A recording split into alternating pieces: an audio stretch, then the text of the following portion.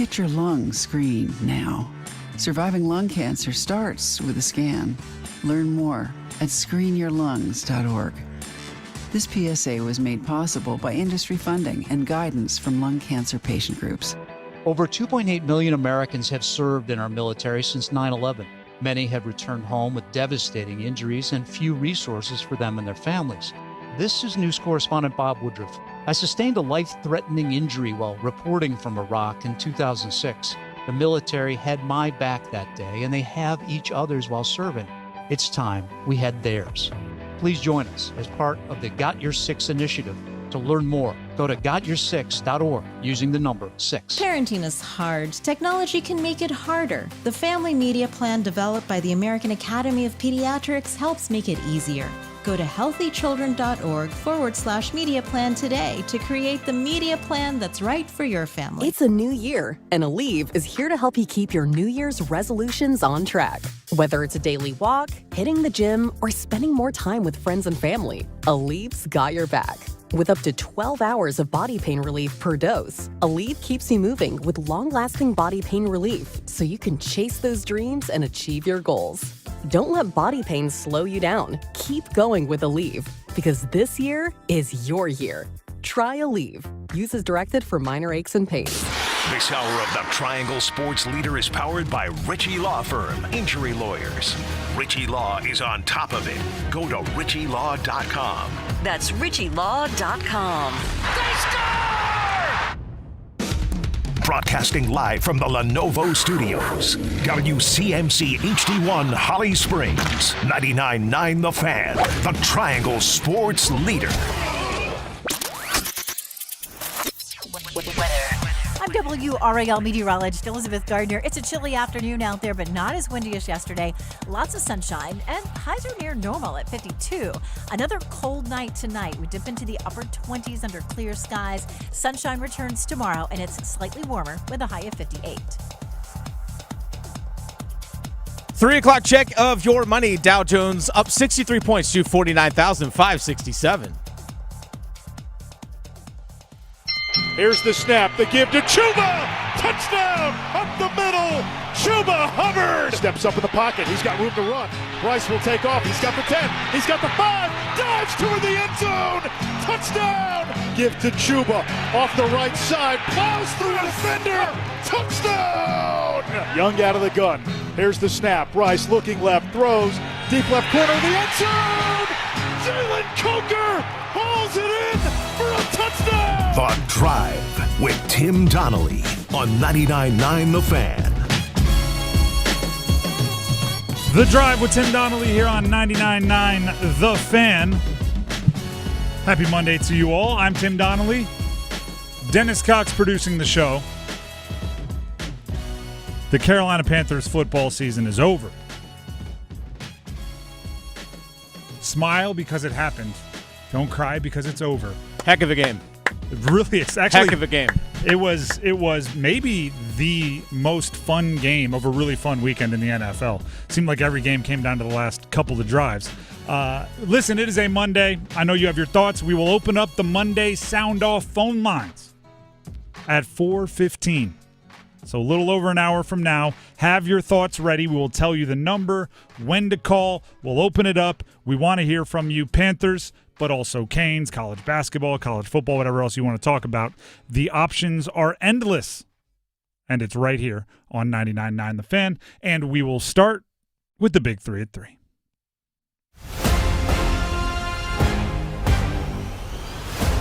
Number 1.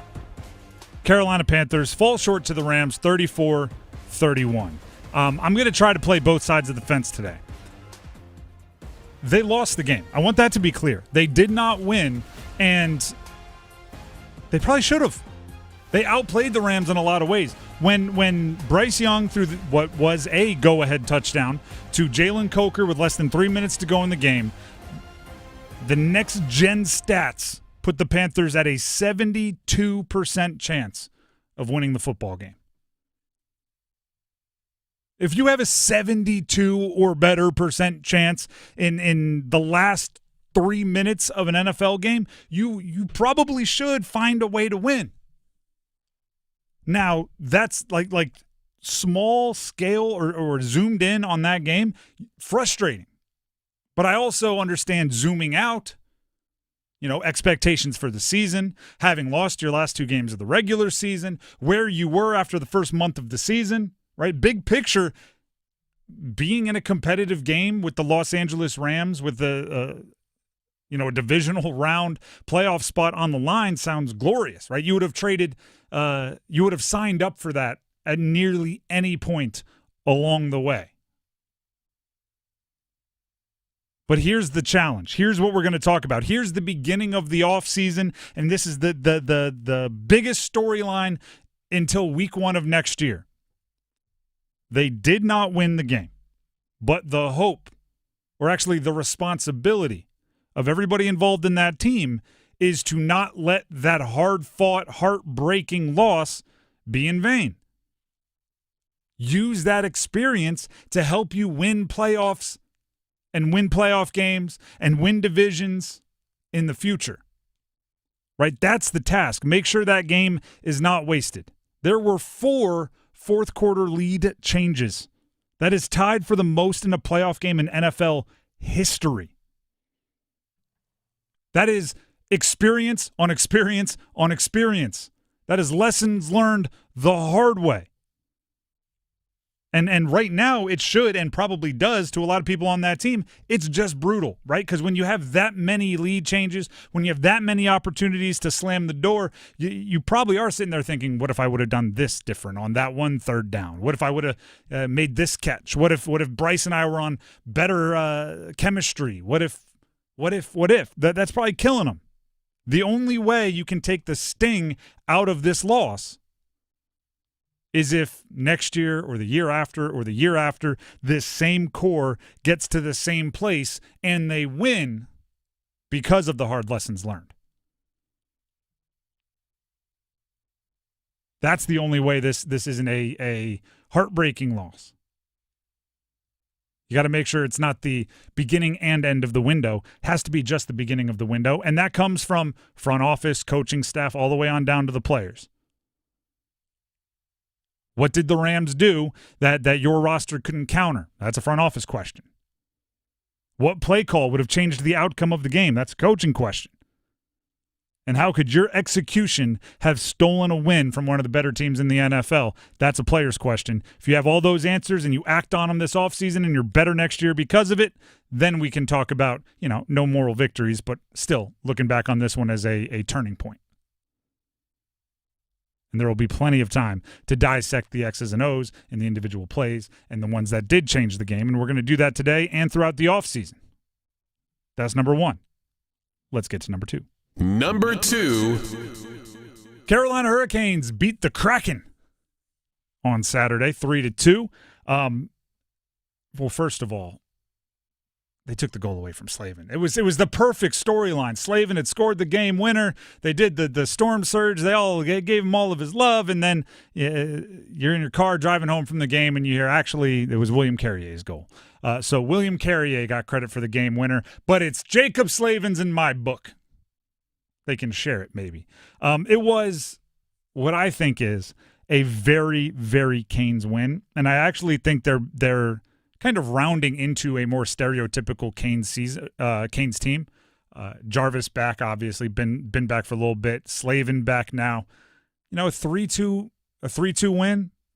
You were down 2-1. Nobody panics. You score the goals you need to. You get the win. The blue line played great. I got another stat for you. When it comes to the Carolina Hurricanes, let me make sure I get this correct. Walt Ruff had the stat, Canes team reporter. The Canes allowed just 12 shots to Seattle, tied for the fewest registered by a team in a single game this season. He goes on to say Rod Brendamore's squad has now held opponents to 20 or fewer shots 12 times in 45 games. So you have Brandon Bussey in net, and you make his job as easy as you possibly can. That's how the Canes win. That's how the Canes win. And, this is not an insult. He missed half a year. But I don't think you got the A version of Jacob Slavin, right? And still, you were able to limit them to 12 shots. Yeah, you're going to be rusty. He's only playing, 6 games now? Yeah. Yeah, you're going to be a little bit rusty. Yeah, I mean, and then all he did was almost, or he contributed to, we'll call it that, contributed to the game-winning goal. I want to give a shout-out to Logan Stankoven. 4 straight. On fire. In fuego, Let's Logan go. Stankoven. Got it out of the way early, too. It was like 3 minutes into the game. I'm sure quite a few Carolina fans were still watching the Panthers. Logan's like, let me just keep the streak alive so we can focus on everything else going on. Scores early. That's a good analogy, microcosm of what the Canes are, right? Everybody's giving him a hard time. Oh, he's not scoring enough. Oh, can't play this, can't do that. What happened to Logan Stankoven? He's in this drought. Not only does he stay calm, but he catches fire. Now he scored 4 goals in 4 games, and he's on pace for 18 goals this year, but that's accelerating, obviously, like the rate. So I'm just a big fan of Logan Stankoven's mindset, and he's, 22? Has he turned 23 yet? He's 22 years old? He's 22. To have that much of a mature mindset through a slump and just be absolutely breaking out of it, it's good to see. I saw the Canes had if they don't score first, Canes have the 3rd best winning percentage in the NHL. If they give up the first goal, they win at like 48% clip. That's pretty incredible. We don't have to talk about, I think Colorado's at like 60. We don't have to talk about who the leader is, but that's what I think the Canes are going to get back to. Just nothing rattles them. Keep moving forward. Make a mistake. It's cool. We still trust each other. Let's roll. That's number 2. How about number 3? Number 3. There was a great weekend of college basketball. UNC, we'll just rip through all 3 of them quickly for the teams in the triangle. UNC squeaked by Wake. 87-84. The issue for UNC that we've talked about all year is, can their backcourt play championship-level basketball enough to take care of to honor what their front court is doing, right? With Caleb Wilson and Henry Vasar, they have, and at times Jaren Stevenson, perhaps the best front court in I don't know, this side of the Mississippi. Just say a big sample size. Their backcourt has not been as effective, and never has it been more obvious than in that one. They did get a good play from Jaden Young off the bench, guy that's been little used this year. But Caleb Wilson went huge stretches, particularly in the second half, without taking a shot, without really being involved. Listen, if your backcourt isn't going to play up to championship level, at least give it to the front court who will. Like Caleb Wilson should never go 5 minutes without getting at least a couple good looks. NC State smoked Florida State, 113-69. They broke records. This is like ACC road victory records. Their biggest margin of victory against Florida State. They're hitting threes. I guess Darian Williams at point guard and also in a headband changes everything. They were struggling. It felt like the coach was subtweeting Darian Williams in post-game press conferences. Everybody was noticing. Body language was being questioned. Effort, all of these things. Darian Williams put on a headband, was asked to play point guard, and suddenly they're a juggernaut. I always say, there's no magic bullet, right? There's no silver elixir. There's no, oh, look at this, it's fixed, right? It's just effort and small changes. Maybe it was. Maybe it was just have Darian Williams initiate the offense and everything changes. They won 113-69. And Duke beat top 24 or top 25 ranked, 24 overall, SMU 82-75. Duke is now 7-1 in quad one games. And they actually kind of got a backdoor quad one because Texas beat Alabama and jumped into quad one. No one else in the country has more than 5 quad one wins. They have 7. And that's, I talk about a lot. That's intentional. Duke schedules non-conference games to test themselves. And if they win them, which, overwhelmingly they've been able to do this year, they're going to walk away with one of the more impressive resumes. And now you get in the mix with, 1 seed, 2 seed if it were to start today. But they're looking solid and a win over SMU 82-75. I will say this though, I believe Boopie Miller did not play because of an illness, and he's one of their better players for SMU. So I guarantee you that's what SMU's pointing to. We only lost by 7 and we didn't have our guy. It's not Duke's fault, but they've played a lot of teams without their guy. They put Kansas without Darren Peterson. There was one other, and then obviously SMU without Boopie Miller. The Drive with Tim Donnelly, 99.9 The Fan. That's a bigger picture of what took place over the weekend. We need to zero back in on the Carolina Panthers. What they do well and what ultimately did them in a 3-point loss to the Rams to end their season. Stick around. It's bow time. A leg and thigh dinner from Bojangles for just $6.99. Leg and thigh dinner from Bojangles for just $6.99. So crispy. So crispy. And juicy. And juicy. So much flavor. So much. Stop it. What are you doing? What, you expect me to get this delicious deal and not say anything? You're unbelievable. You're unbelievable. With a boldly seasoned leg and thigh, choice of fixin', a biscuit, and legendary iced tea, it's a deal so good it's worth repeating. So eat and repeat while it lasts. It's bow time. It's bow time. Dine in, drive through, or tap your favorite delivery app and have Bojangles come to you. Satisfy your craving for flavor right now with Bojangles 2-piece dinner. 2 pieces of Bojangles dark meat chicken, your choice of fixin', a biscuit, and iced tea for just $6.99. That's right, just $6.99 for limited time at participating Bojangles. What are you waiting for? When you're hungry, it's always bow time. This is the sound of Claire, cooking dinner at home. And that's the sound of a fraud alert from Wells Fargo, flagging a charge for a pricey restaurant in Paris. Considering Claire isn't in Paris right now, that seemed odd. To the bank and to Claire. 2 taps later, Claire says nope to the charge, and Wells Fargo is on the case. However you make money work, Wells Fargo can work with that. Wells Fargo Bank, N.A., member FDIC. With Progressive's Name Your Price tool, you can choose the best coverage option for you. Because you know you. Like, you know you can't cook. You're not one of those people who say that they can, but when people come over for dinner, they find out the hard way, you can't. You can't even microwave popcorn, and that's literally just one button. Plus, measuring and patience are huge parts of cooking, and that's just not you. Only you know you. So get coverage options within your budget with Progressive's Name Your Price tool. Progressive Casualty Insurance Company and Affiliates. Pricing coverage match limited by state law. Here's the snap. Bryce looking left, throws. Deep left corner of the end zone! Jalen Coker hauls it in for a touchdown! And the Panthers have the lead with 2:39 to go. Bryce magic is real, and Coker has played the game of his life. The Drive with Tim Donnelly, 99.9 The Fan. Jalen Coker, I don't think it's as surprising as everybody thinks it is. He had a heck of a day, don't get me wrong. Made a bunch of plays, don't get me wrong. There's a lot of clues being left along the way that he had that within his ability. You know, at the end of the movie when you're like, I should have seen it coming. They told us at every step. That's how I felt watching Jalen Coker. Like, we saw the clues. I got it. We knew. Yeah. Not everyone else did, though. That's what I'm saying. You should have. If you were paying attention, you should have. I feel like whenever – she'll be mad that I say this. Whenever I watch movies with my wife, she is a big fan of trying to guess the twists early, right? I bet you that's the bad guy. Oh, I bet you they get together. Oh, I bet you. And then at the end, if she's right, it's like, I told you. I'm like, just watch the movie. Along the way, like middle of last year, we were going, I bet you that's the guy that's going to have big games. I bet you he's the one with the skill set.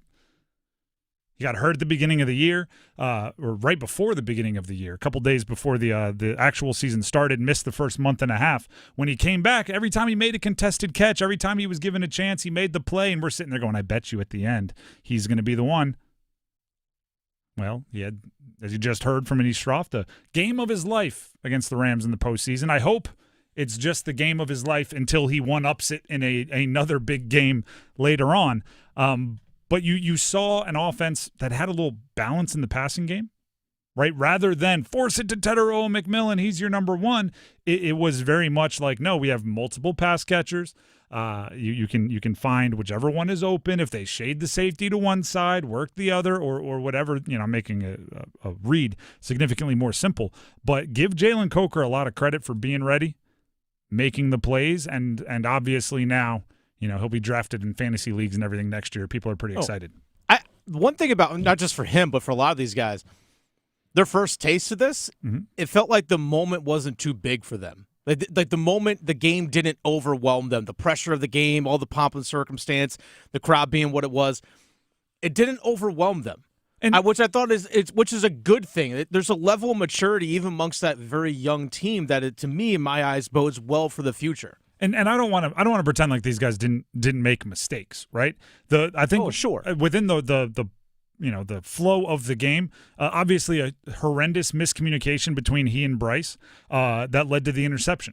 And I watched all the all 22 today, the big wide coaches film.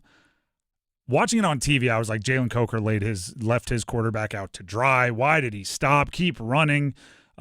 Watching on the all 22, I saw the hole that he was settling into, and there actually was a safety, the one that eventually made the interception, kind of closing over the top. I see what he was thinking. It wasn't like a giving up on the play. He was making a decision that he thought was best for the scramble drill. So it more so than either to blame, it was they weren't on the same page that led to the interception. But, that comes with he wasn't there for the first 6 weeks, and they are in their first big game, and he hadn't been getting huge volume this season. So there's things to work on there. There's things to work on there. And that leads me to the Bryce Young conversation. Now, I want to be clear. I'm gonna reference some analytics here. Okay, this is not opinion. For what I'm going to say right now, we're talking facts. The advanced analytics did not like Bryce's performance. Negative completion percentage over expected, negative estimated points added, negative estimated points added per drop back. There were, his completion percentage was down near 50%. The advanced analytics did not like Bryce Young's performance. They believe, the numbers believe, that if you took a average playoff quarterback, you would have played better and likely won the game. Now I'm going to put my opinion on it, right? So now we're moving on from facts and looking at opinion. It was the moxie that I liked. It was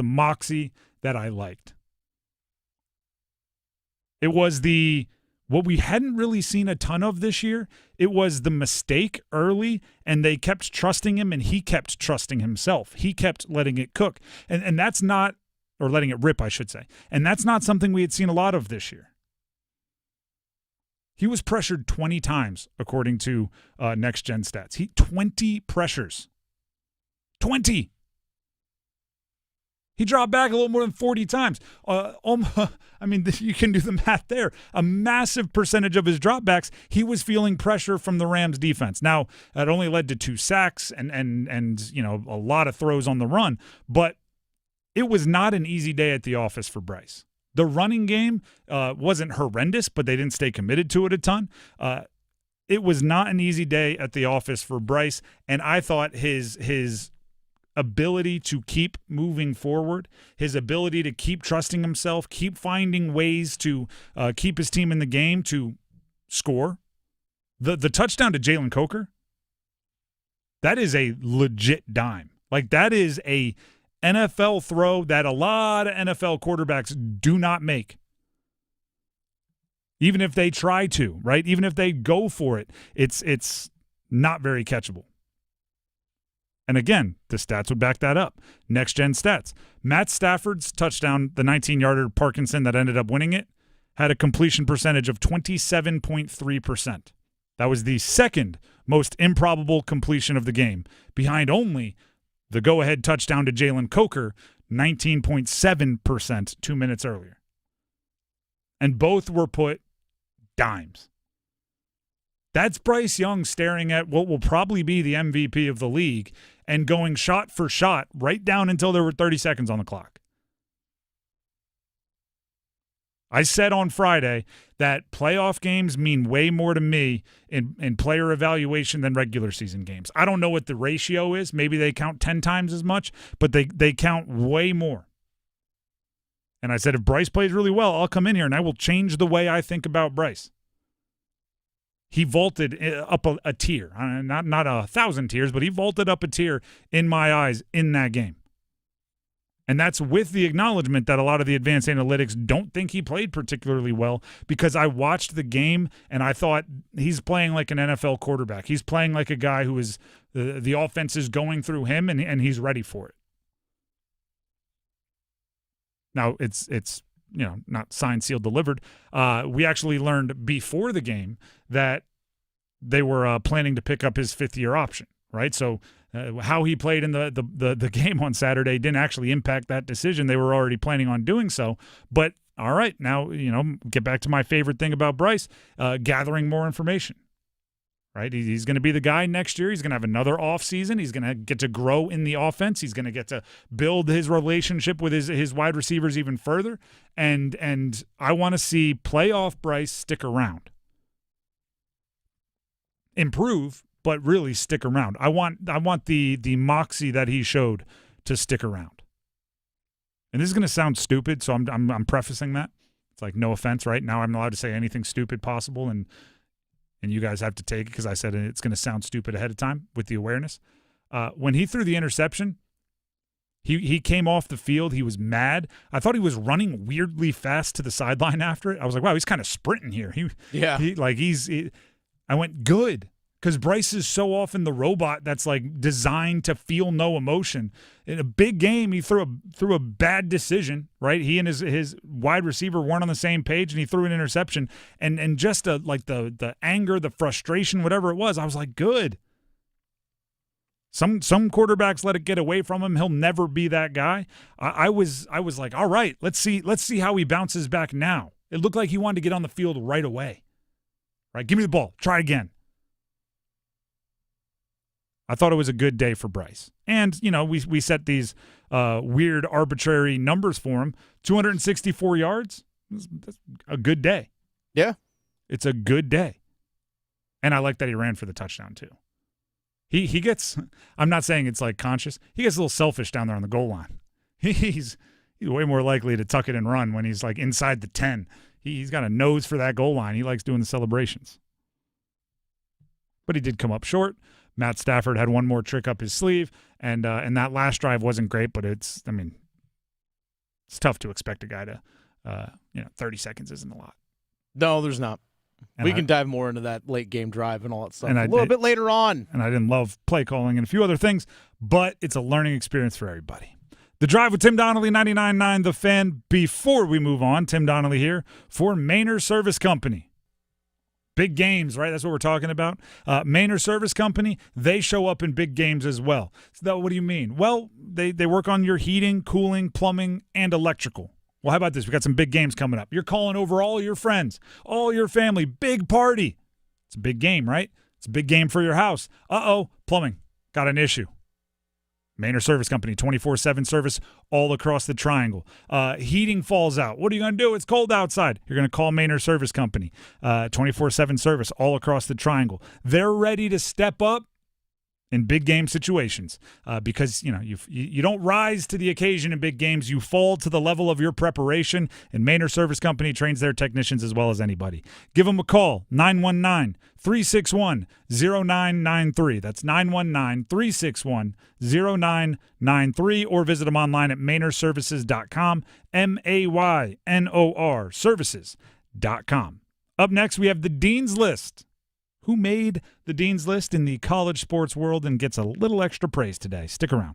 Soundstation and Security, your automotive and audio experts. Car audio, car video, home theater, wheels and tires, and so much more. Plus, did you know Soundstation and Security offers full service for your vehicle? Alignments, inspection, oil changes, window tinting, and custom exhaust. And with a variety of financing options, Soundstation and Security can help you get what you need today. 2 locations, downtown Smithfield and on Glenwood Avenue in Raleigh. Soundstation and Security. Visit myhotsound.com. Hey, what do you say? John Forsland here for my friends at Buffalo Brothers. During hockey season, I'm bouncing from coast to coast like a puck on ice. But when I'm back in town, I always head to Buffalo Brothers for the best wings on the planet. And check this out. Now they have a new flavor, chili lime. You can't beat the great specials at all 5 Triangle locations, like half-price pizzas, Monday through Friday, 4:30 to 6. You can dine in or carry out.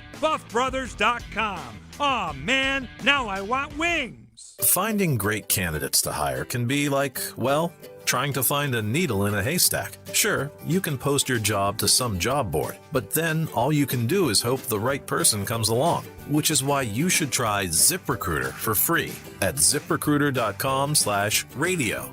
ZipRecruiter doesn't depend on candidates finding you. It finds them for you.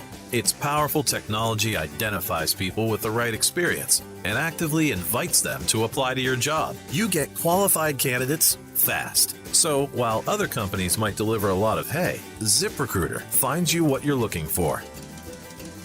The needle in the haystack. See why 4 out of 5 employers who post a job on ZipRecruiter get a quality candidate within the first day. ZipRecruiter, the smartest way to hire. And right now, you can try ZipRecruiter for free. That's right, free at ZipRecruiter.com/radio. That's ZipRecruiter.com/radio. ZipRecruiter.com/radio. ZipRecruiter. The best financial move you can make this time of year? How about lowering your mortgage rates to 4.99% fixed APR, the lowest rates in years? How about getting up to $500,000 out of your home equity in the process? You can do it now by calling Loan Pronto. Hey, it's Dennis Cox. With Loan Pronto's Rapid Equity Loan, you can get a ton of cash, pay off all those high-interest credit cards, and skip up to 2 house payments. One homeowner just got $300,000 approved in under 24 hours, wiped out their credit cards and 2 car loans, and saved $2,100 a month.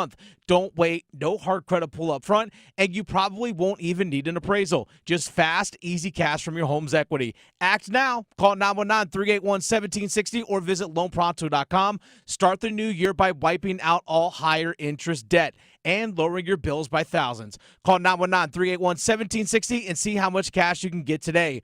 loanpronto.com. Equal housing lender, NMLS 166171, APR for well-qualified buyers. Visit NMLSconsumeraccess.org. Here's Mintz to the snap, rolls to the right, fires, Higgins, he'll take it in, and Duke has the lead, 46-45 with 40 seconds to go. The Drive with Tim Donnelly, 99.9 The Fan.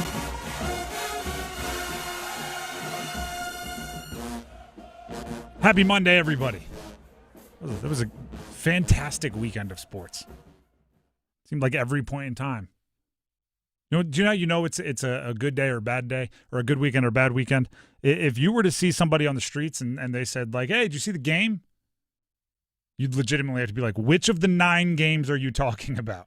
Right? It's not like, I mean, if they're wearing like a Panthers hoodie or something, you could use your context clues, but could easily be talking about a whole bunch of different games, and most of them were pretty darn entertaining for one reason or another. Makes for a pretty fun Monday show, and makes it difficult to whittle down things like who makes the Dean's List, which is what we're going to do right now.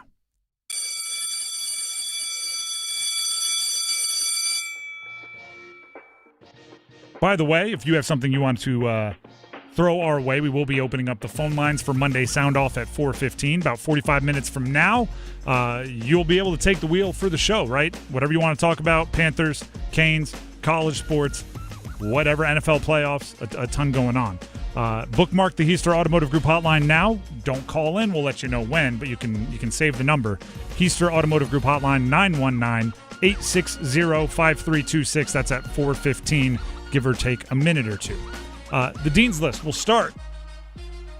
This guy was one of the very first Dean's Listers, and he was definitely the first one to be on here like 4 times, and I think he deserves another mention. Isaiah Evans, Duke basketball. Last year at this time, he was kind of just working his way into a regular role with Duke, and that's why he made it so many times, right? Because he would get minutes in a blowout, and he'd show up and knock down 3 threes, or due to injury, he'd get some more minutes, and he'd catch fire. And I loved the get ready so you don't have to, or stay ready so you don't have to get ready nature of his play last year. Now, obviously, this year he's a huge part, and he was playing, and he starts, and he does all that.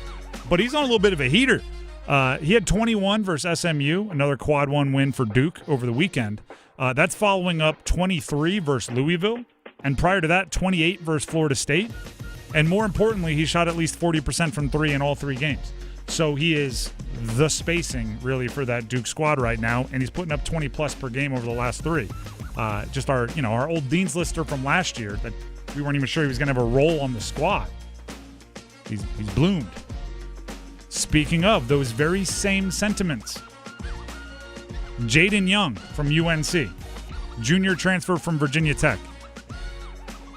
Coming into their game against Wake Forest this past weekend, he hadn't played more than 4 minutes against a power conference opponent this year. He had like some 10, some 13-minute performances, but they're blowouts against group of 5 teams. He hadn't played more than 4 against a power conference opponent. And then against Wake, I think the way Hubert Davis described it was his number was called. He had 19 minutes, 12 points, 4 of 6 shooting, tacked on a rebound and 2 assists, no turnovers in a close win against Wake Forest, where obviously every possession mattered. That is a get ready. I keep messing that up. A stay ready so you don't have to get ready performance from Jaden Young.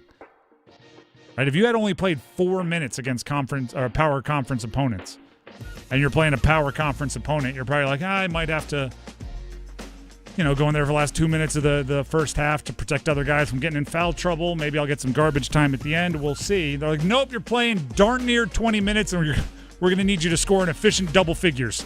Go ahead. And he was ready for it. So I give those performances a lot of credit because I think it's easy to not be locked in, not warm up like you're a starter, not be on the bench locked in like they might call on you. But when they do, he was ready. Shout out to Jaden Young. Do you have, Dennis, any Dean's Listers you'd like to throw out here? I'm going to throw the Dean's List. I'm going to throw the Dean's List on the Dean's List. I'm going to throw the transfer portal on the Dean's List because of the chaos of all of it. And it's just fun. For example, we have a North Carolina football player transferring to NC State, running back Davian Goss. That's just fun for me. I'm here for the chaotic. I tweeted this out over Dean's the weekend. List. It's crazy how quickly those like cross rivalry transfers have become not ridiculous. Like that would have been 5 years ago if that transfer happens. There'd be think pieces. It would be is this the end of college football? Like it was just absolutely nuts. Now a running back who going into the year had some pretty good hype for UNC, and it didn't happen for a bunch of different reasons. They cycled running backs through that backfield like crazy. But now he's going to the rival, and everybody's just kind of like, well, they did have a need at running back, so I'm like, okay. Familiar with the area. Like, it just, okay. And I don't know. It just, I almost want more ridiculous over-the-top outrage when that happens, even though I don't feel ridiculously like rage-filled. I want to see it somewhere. So, yeah, there you go. You have a UNC to NC State transfer. So, yeah, transfer portal, Dean's List. I guess we should put Indiana football on the Dean's List. Yeah. Because they smacked the heck out of Oregon. Yeah, they did. This is like, come on, Miami, right? ACC, go ACC.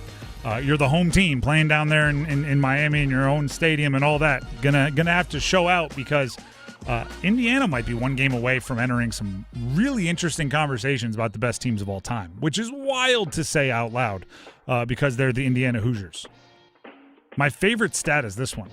Fernando Mendoza, their quarterback, has 5 games this year with more passing touchdowns than incompletions. It's a wild stat. And that includes, like, in his CFP run, he has more touchdowns than incompletions. Yeah, 5 touchdowns against Oregon, only 4 incompletions? I think it was only 3 incompletions. Oh, sorry to put down his performance. I mean, it's granted, and there's context to everything. He was given a couple, like, 3-yard fields where they turned it over right there on the shadow of their own goal line. But still. They're really good. They're a really complete football team. They're really old, which people seem to be giving them a hard time for. Their average age is like a year and a half younger than the Packers. But hey, there's no rule against it. They're really good. More Dean's List. Oh, we'll go back to a transfer portal story. You may not like it, but I'm putting Hollywood Smothers on the Dean's List. The running back that transferred out of NC State. If you're going to hit the portal, like Hollywood Smothers did, the running back, I imagine at least part of that is to go cash in, right? Get your money, prevent your kind of protect yourself against injury, right? Go get some large chunk of change that if you suffer a very, very bad injury, you can lean on. He was committed to Alabama, and then he flipped to Texas. I imagine, this is just reading tea leaves, it took a hefty amount of money in difference from what Alabama was agreeing to pay you to what Texas is agreeing to pay you to make you flip.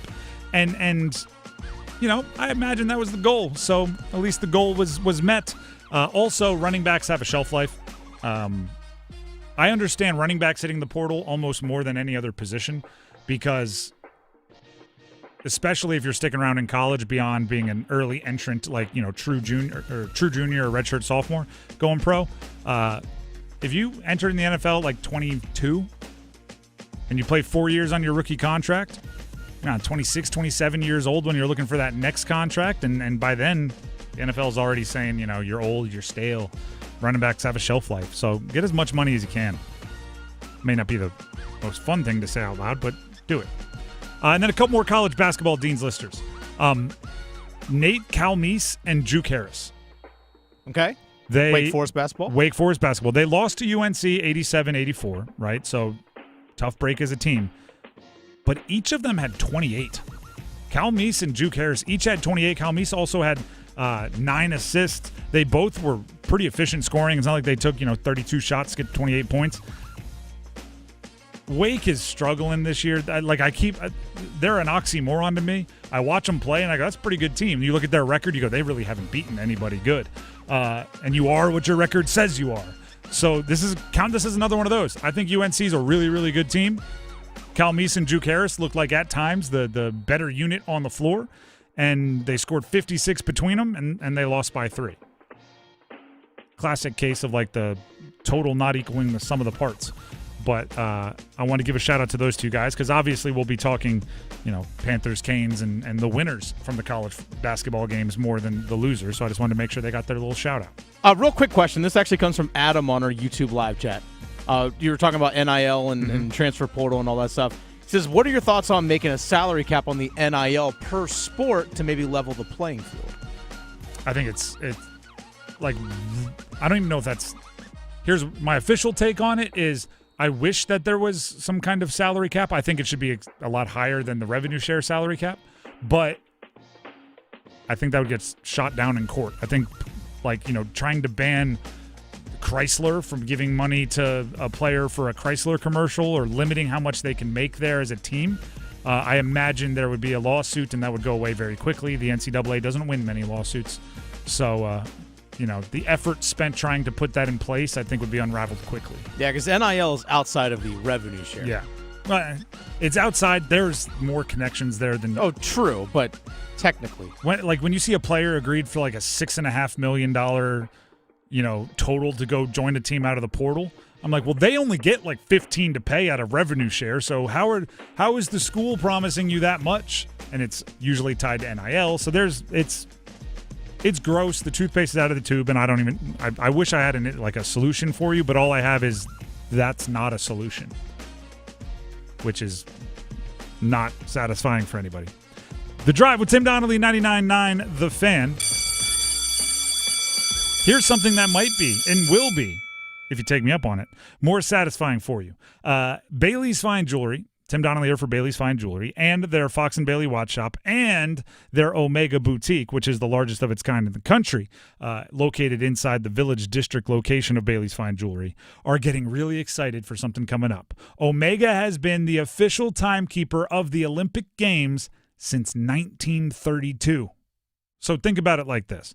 You get your Omega watch, right? Your Seamaster, your Speedmaster, your Railmaster, your DeVille, your Constellation, some of the most iconic luxury timepieces in the world, and you're looking at your wrist and you know that you have the same technology, the same movement, the same innovation that is good enough for Winter Olympic events like downhill skiing, speed skating, where timekeeping needs to be performed flawlessly in extreme cold, high speeds, intense physical impact, wind, every other kind of element you can throw at it. Omega's technology is tested on the world's biggest stage, refined, and brought directly into the watches that you can wear If you stop by Bailey's Fine Jewelry in their Village District location and check out their selection, the dials are unbelievable. They look great. They make a statement. Omega, I am a massive fan, and Bailey's Fine Jewelry has the biggest selection that I've seen. So check them out. Again, Bailey's Fine Jewelry at their Village District location. Just make sure when you stop by, you let them know you heard about it from me, Tim, on 99.9 The Fan. We have winners and losers coming up next, and there should be a colorful bunch. A lot going on this weekend. A lot of variety. Stick around. Tired of hearing this from your local tire place? Sorry, we can't fix it. Take it to Dauntless. This year, skip the middleman and take your car straight to Dauntless Transmissions if you want quality work done right the first time. Transmissions, engine, or brake work, or just a regular tune-up. If it's broke, Dauntless will fix it. For quality work done with the kind of experience that works for you, take it to Dauntless Transmissions first. Go to DauntlessTransmissions.com to book your visit today. Dauntless Transmissions, your local source for exceptional service. What's this? We're expanding the North Carolina Education Lottery Winners Club. That's a pretty big wrecking ball. Well, with all these new scratch-offs, this place is going to be packed with new winners. Okay, let's go ahead and knock this wall down. This is where we're putting the polo field. Whoa, patience, Trixie. This month's tickets are loaded with $90 million in total prizes.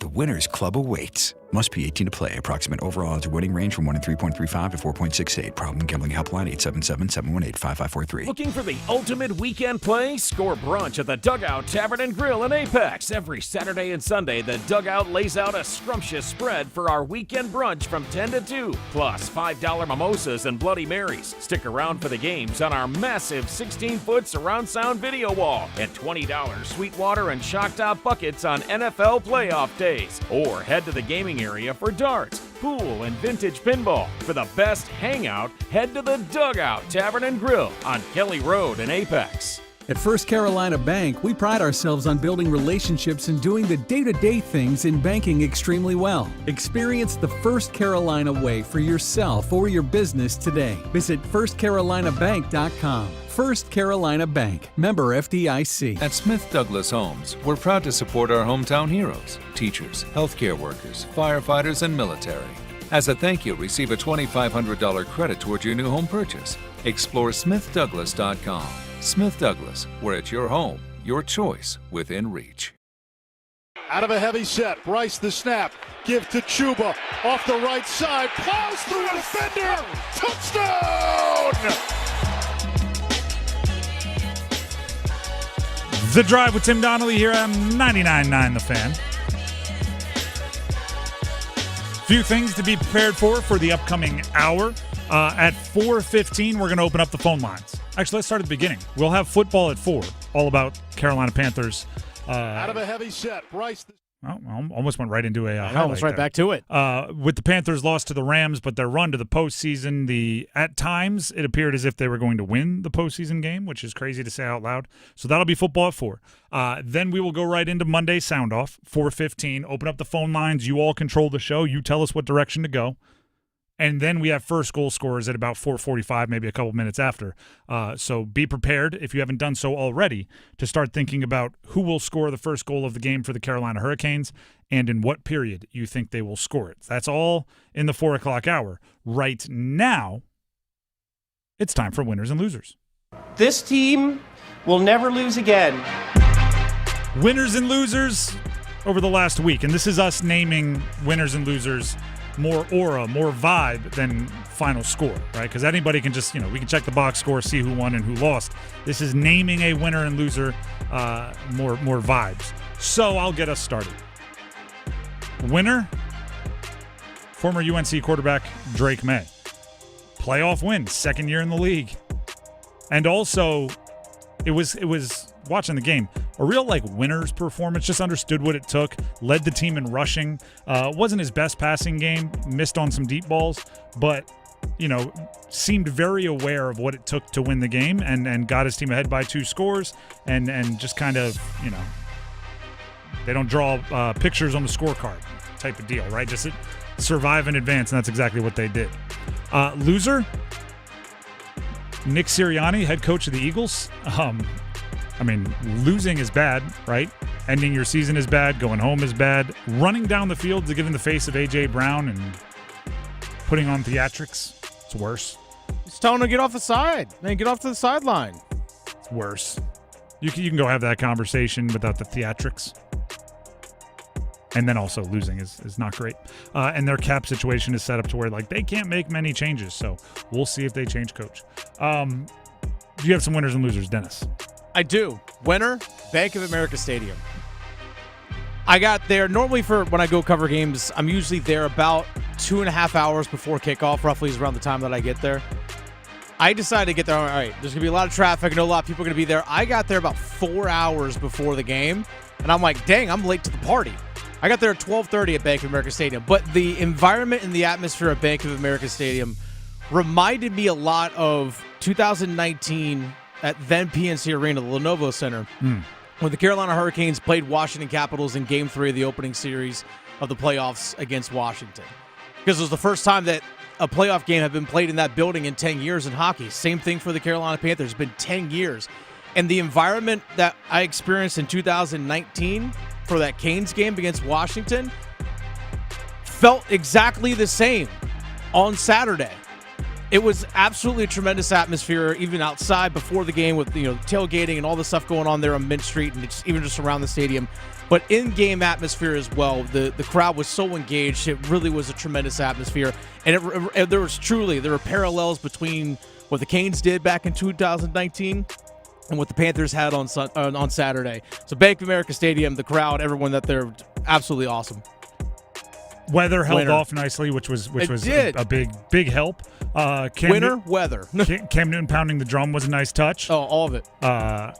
It was I'm with you. Yeah, a lot of the legends were there. They had a stage set up on Mint Street, corner of Mint Street and Graham. They had a big stage set up where there's some bands and stuff performing. Before you know it, you see Michael Rucker's up there. You also see Mike Tolbert and some of the other legends and stuff, Trey Boston. So there's a whole bunch of the guys that were there as well. Steve Smith was there. Delhomme was there. Yeah, Delhomme's part of the broadcast. Yep. But they went out and banged the drum. Yeah, it was him, Wesley Walls. There's a bunch of those guys that did it. I ran into R-Truth, Ron Killings, the professional wrestlers from the Charlotte area. Ran up to him in the press box, said hey to him. So, it was just the atmosphere and everything was awesome. So shout out to all the fans and everyone at Bank of America Stadium. It was great. I have a split winner-loser. Half and half. Okay. 50-50. Tommy Tremble, tight end for the Panthers. Yeah. This according to Spotrac, which is a website that tracks contracts across professional sports. Tommy Tremble earned $750,000 as a bonus for playing in 50% of Carolina's snaps plus their playoff berth. That's a winner, right? You get a $750,000 bonus. Hey, and go ahead and start digging the pool out back. But Spotrac added this. He was one regular season snap away from doubling that. Bruh. There's the loser right there. One snap. One time he had a long route downfield, tapped his helmet, said, I need a breather. That one time cost him $750,000. Opportunity for David Tepper to be a winner, maybe. Could have cut him a big check, hey, you were close, here's $400,000. One snap would have cost us $750,000. I don't know how that works against the cap, but opportunity for Tepper to be a cool guy. Probably hasn't been called that a ton since he took over the Panthers. Back to the winner side of things. Winner, Logan Stankoven. From a goal-scoring drought to a goal in 4 straight games. Gotta feel good. And he's still doing all the other things he does. He's still, hustling, board battles, playing bigger than his size would indicate. He's still doing all the other stuff, but he's just now scoring a goal a game over the last 4. Hopefully he can keep it rolling tonight at Detroit. Maybe he'll be some of your first goal scorers. First goal scorer predictions at 4:45 today, almost a little less than an hour from now. So keep him in mind. Perhaps that's a choice. Would have been the hit last game. Loser. Panthers left tackle Ike Ekwonu. Man, that sucks for that guy. And it's not a loser like he had a loser attitude, but sometimes you're a loser and it's out of your control. Patellar tendon injury, going to take surgery. It's a long recovery, but really it's the timing that stinks because he would have been handout for a contract extension this offseason. now who knows what the future looks like? Who knows what the Panthers do this offseason? Could draft a tackle, could go free agency hunting for a tackle. They have cap space. But you can't expect him to be ready early next year. And if they can't just punt on left tackle until he is ready. So you're going to have to solve that this offseason. And it puts a real weird, future onto Ike Ekwonu with the Panthers after, he had slowly built his way into, I think, being a lot more trusted than he was at times earlier in his career. Big guys with injuries, you never know how they're going to react. It's just tough. I hate injuries so much. Loser. NHL official scores. Okay. Jacob Slavin scored the game winner in his return. He scored it. Did he, though? They announced it. They gave him the storm surge. It was his first game back. It was a storybook moment. And then, 10 minutes after the game, actually, it was Carrier. It is anticlimactic. Do you know in the NFL for sacks, you have to apply for them? So officially, you have to register them because I guess you can go and say no, that was actually my sack. I didn't know this till Chris Long told a story about it, and he's sometimes guys argue I got there first. No, I got there first. No, they're gonna split it. No, it's mine. You didn't do anything. And he said one time he offered a guy $10,000. You don't apply for the sack. I want it because it got him closer to $1 million incentive or something. Oh, okay, that makes sense. So he was I'll give you $20,000 just to say did not apply for the sack. It'd be funny if you had to do that for goals. Right. I nipped it. That was me. That was a deflection. That's me. Your teammate's no, don't do that. I need that goal. More winners and losers here quickly. Gosh, I got a lot of losers here. I feel like I should give a winner. Yeah. Winner will go Jalen Coker. Oh, absolutely. Huge winner. So, by the way, real quick, Jalen Coker, because he's exclusive rights free agent because he was undrafted, the Panthers can sign him to any sort of extension that they want to right now. So if they want to sign him to a 5-year deal right now, they could. But my guess is that they'll probably at least to get through restricted free agency, they'll probably sign him to a 2-year, almost like what we see in the NHL, a bridge deal. Mm-hmm. I wouldn't surprise me if he signs some sort of bridge deal for the next 2 years. And I believe exclusive rights, what that means for real is as long as the team offers him the minimum. If they offer him a 1-year minimum contract, he can't leave. Yeah. So I did that. There was a list of free agents that I put on. I was it's actually not a scary list of free agents. There's some depth guys, but there's not need to bring him back. And then somebody got on me about we need Coker back. And I was well, he's not going anywhere. No, he's not. He might technically be on the free agents list, but he is not allowed to leave because the Panthers will offer him that minimum in a heartbeat.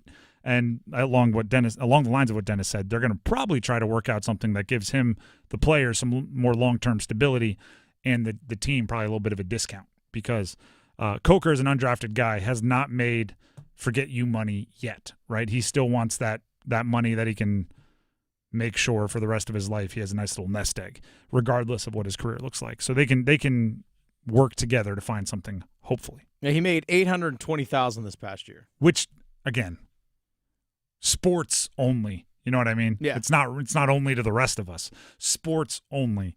He hasn't gotten the double-digit millions in guaranteed money yet or anything that becomes generational wealth. The Drive with Tim Donnelly, 99.9 The Fan. That's a little winners and losers. If you have some winners and losers, you can always send them into our YouTube live chat, the stream chat. Just go to 99.9 The Fan on YouTube and comment below the video in the live stream who you thought won and who you thought lost the last week. The Panthers, they did not win, but some would put them on the vibes winners for how they played against the Rams.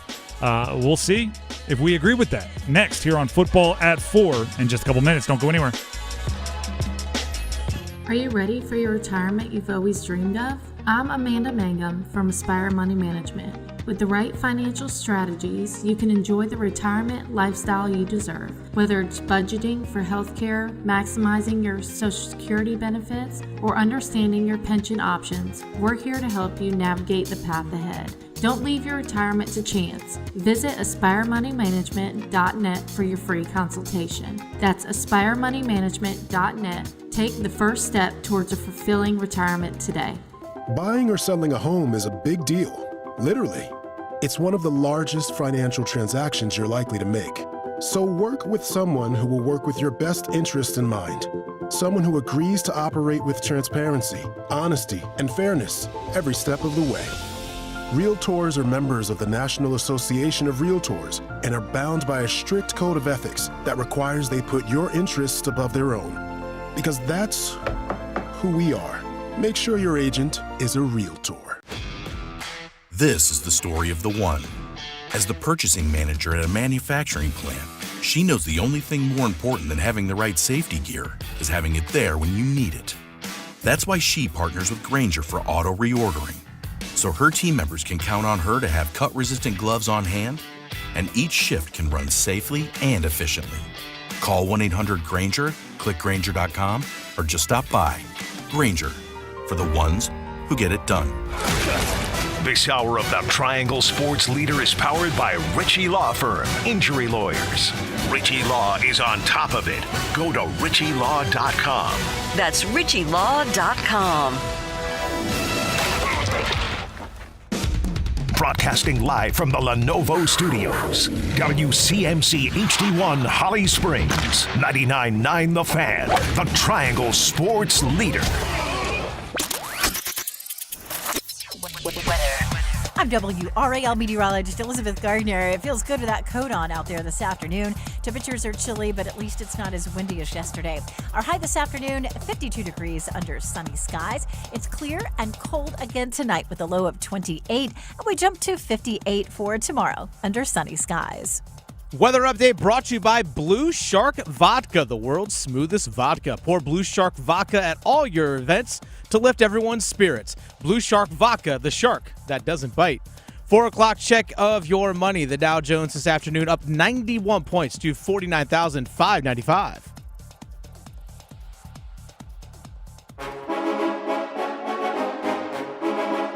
Let's move the chains. Time for Football at 4. Football at 4 here on The Drive with Tim Donnelly on 99.9 The Fan. And you know where we're going. The Carolina Panthers lost to the Los Angeles Rams 34-31. If you have thoughts, Monday Soundoff's coming up at about 4:15. So get ready to call in. We'll open up the phone lines, floodgates, whatever you want to say. Here's where I think we start. I think we start with the coaches. And here's why. This is another example. By the way, I thought the Panthers played well. I thought it was one of their best games of the year. I thought they played well. So instead of just kind of, lazy might not be the right word, but lazily saying, this coaching staff had them ready to play in the postseason, which, on the surface they did. It is the most fail-safe predictor of their season if you just say, is anybody believing in the Panthers right now? Is anybody saying anything good about the Panthers right now? And if the answer is nope, absolutely not, they're going to play well. If the answer is, yeah, actually people are starting to believe, they're turning some people around here, look at that, they're going to play poorly. You go back to week 8. From week 8 on, it's 100%. You win a game, people are like, look at that, Bryce, look at that, Canales, they're turning things around. Next game, stinker.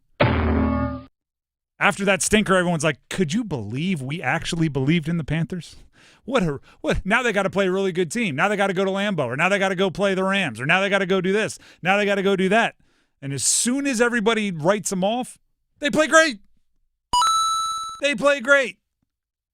And look at the last 3 weeks, right? They lost all 3 games, right? They lost to Seattle, they lost to Tampa, and then they lose in the postseason.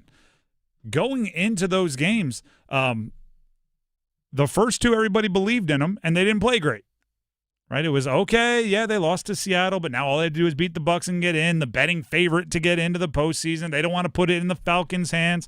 You know how they play. As soon as they're believed in, they don't play well. And that's a question that I think you really have to introspectively look at the coaching. Like, the coaching staff has to have some real hard, honest conversations with how they're preparing their team.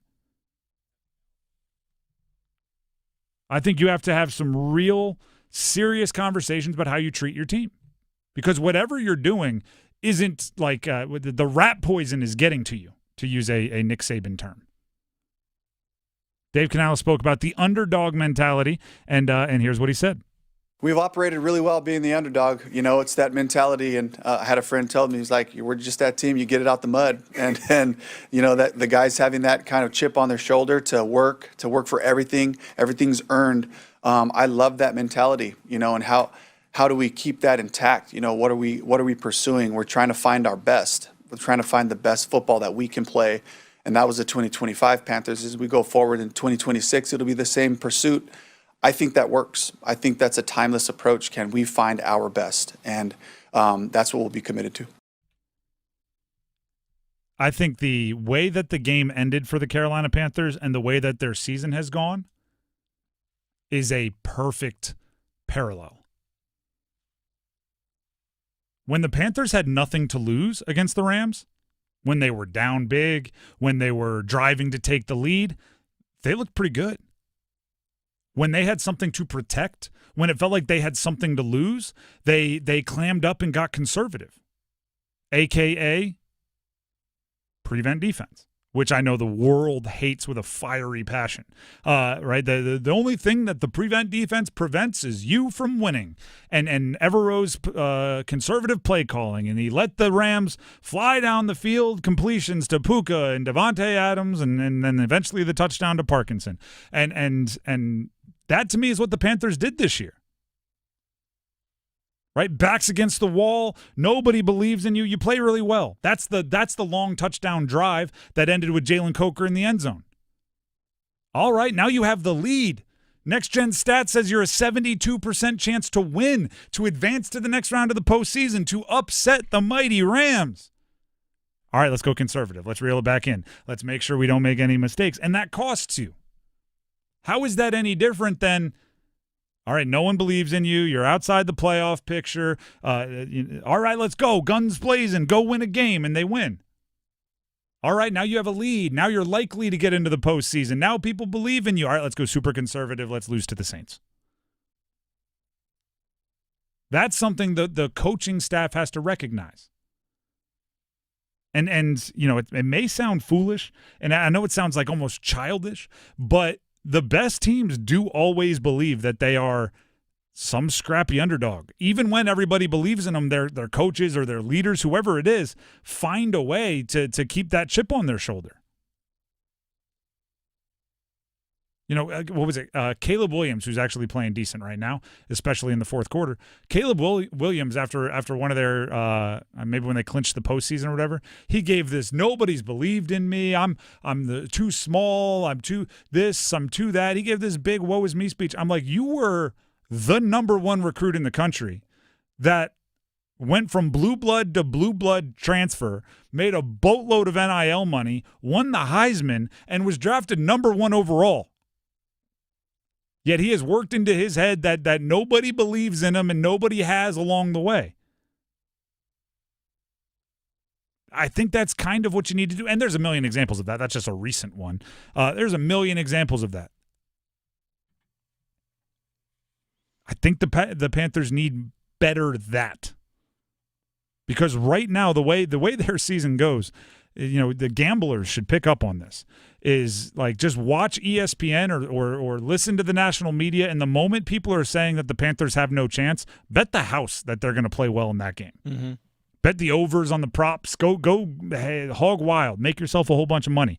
And the moment that people are out there going, you know, I actually think the Panthers are pretty good. I don't think people are giving them enough respect. Go bet the house against them. That's how their season has gone for the last 3 months. And it continued into the postseason. I know they didn't beat the Rams, but they played well.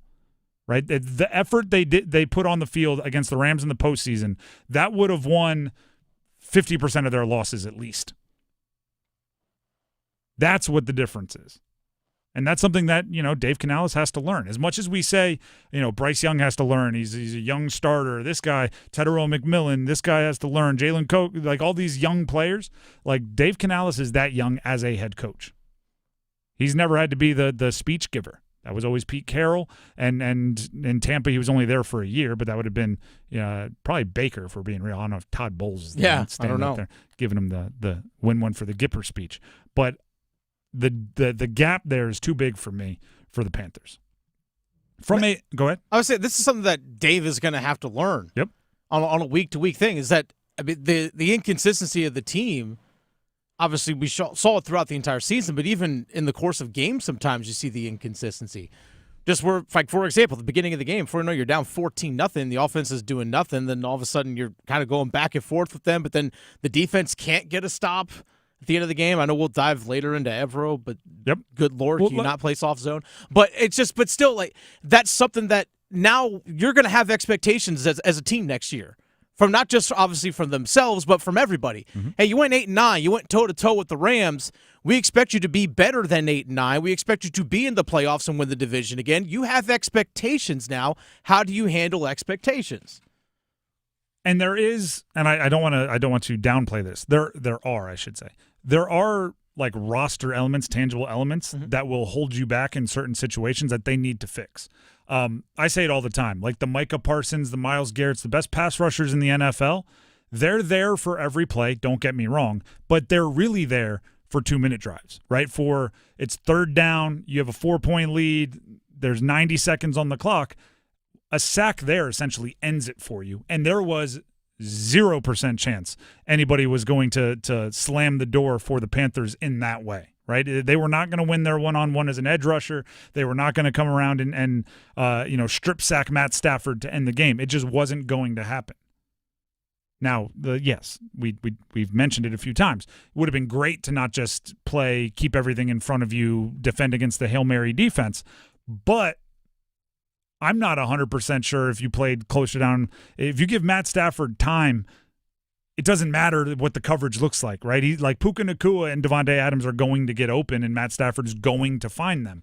Yeah, it'll make it easy for him. No, I'm agreeing, but I'm saying the real issue, like tangible issue, is you don't have dudes that can win on the edge as a pass rusher because that's how you close out games. You pin your ears back, you know they have to drop back, and you get after them. That's something tangible you can fix this offseason. I don't expect a pregame speech or a T-shirt with a saying on the back to turn the players you have on your roster into that. So there are both tangible and intangible things that need to improve for the Carolina Panthers this offseason. The intangible things like staying ready even when you're favored, like believing in your quarterback even after an early mistake, which they've struggled with it at times this year, those things are fixable by self-scouting. The rest, you kind of got to look to Dan Morgan and say, can you fix this for us? Like there's certain things about yourself you can fix, DIY. There's certain stuff you got to call in the handyman and you got to get the contractor in there to do it professionally. I think the difference between reckless and aggressive is something that Dave Canales can work on as a coach. I think the aggressiveness on defense is something Evero needs to work on a lot. And it looks like he's going to be the defensive coordinator, although there's a chance he gets a head coaching job. I think certain things about the pass rush are more like, oh, we got to call in a professional, right? That's going to your GM and saying, we just need this fixed. You got to do that for us. And anybody that thinks they're a little bit handy knows the difference, right? I think I can fix a lot of things around the house. Then there are things where I look at it and I go, nope. Yeah, you know what? Don't you put the wrench away? Give me the cell phone. I got to call somebody over here. There are both going on with the Panthers right now. Well, if Evero is back as defensive coordinator, I hope he learned from a couple of games this season. For example, the second time they played the Saints and playing that same soft zone, you let them march right down the field. Yeah, let's let Chris Olave just run free. And then okay, now you need one stop in a playoff game. Yeah, let's play 8-9 yards off and just let them easily move the ball down the field. What are you doing? Like, you did the exact same thing. Congrats, you got cooked again on defense because of the same type play calling. And what did you actually learn? I think they need to – there's a whole bunch of things that the defense could have done better. They need to become better at stopping offenses that force feed number one wide receivers. Right? Think about how difficult it is at times for the Panthers to scheme open Tetairoa McMillan And then look at how easy it was in crucial moments for Chris Olave to be running open, for Puka Nacua to be running open, for, name your number one wide receivers across their schedule. That is something that they need to work on considerably. The first drive, what was it, 3 catches for 40-something yards and a touchdown by Puka? Yeah. And I'm going were you surprised? He has 1,700 yards receiving, and I'm pretty sure he led the league in catches. You were surprised? It's no, that number one wide receivers are something that shouldn't get you, especially when you have Mike Jackson playing as well as he did this year and J.C. Horn on the other side. Let's hear from all of you. How about that? Opening up the phone lines for a little Monday sound off. 919-860-5326. Call in, line up. If you don't get through, keep calling. There will be more lines opening up, obviously, as the segment goes along. And I have a feeling there will be some takes from Panther fans, Canes fans, sports fans. Before we get to that, though, and as Dennis lines up those calls, Tim Donnelly here for Miller Lending. Miller Lending understands that you can't always predict the housing market, but you can be prepared for if and when things happen, like has happened over the last year, 2 years, right? With rates coming down, hopefully you didn't 2 years ago pay thousands of dollars to buy yourself down into a 6% rate, right? Because what you could have done is just called Miller Lending, got a no closing cost loan, and as rates fall, refinance once, twice, 3 times, however many times it takes, and get that 6% rate without having to spend those thousands of dollars. You just had to wait a little bit. Miller Lending sets it up with a no-cost loan. It sounds more I assume that you all are expecting it to be more complicated, right? No closing cost, no cost loan. What's the catch? Well, take it from me, take it from them. I encourage you to call and ask for the catch. They'll explain. Just get the conversation started. The number is 919-447-3377. No catch. That's the best part. 919-447-3377. Or visit them online at millerlending.com. That's millerlending.com. Miller Lending is an equal housing lender, NMLS number 250-2146. As promised, Heister Automotive Group hotline is open for Monday Sound Off. 919-860-5326. Call in now. You decide what we talk about. Panthers, Canes, college sports, NFL playoffs, anything. Monday Sound Off coming up next. Get crazy, Canes fans. It's hockey night in Carolina. It's your Canes and Detroit. Oh, between the legs, Miller! He scores! Storm Watch with Adam Gold at 6:30. Puck drop at 7. Stars out in front. Dear Bussy! What a save! Sam Steele! Meet the bus driver. He's not letting you on tonight. On your official audio home of Hurricanes hockey, 99.9 The Fan. Here I am. When sleep isn't working, everything feels harder. Your health, your patience, your focus, even your relationships. I'm Megan Giggling with Parkway Sleep Health Centers. Too often, people are told to wait months or even years just to talk to a sleep specialist. But untreated sleep problems don't wait.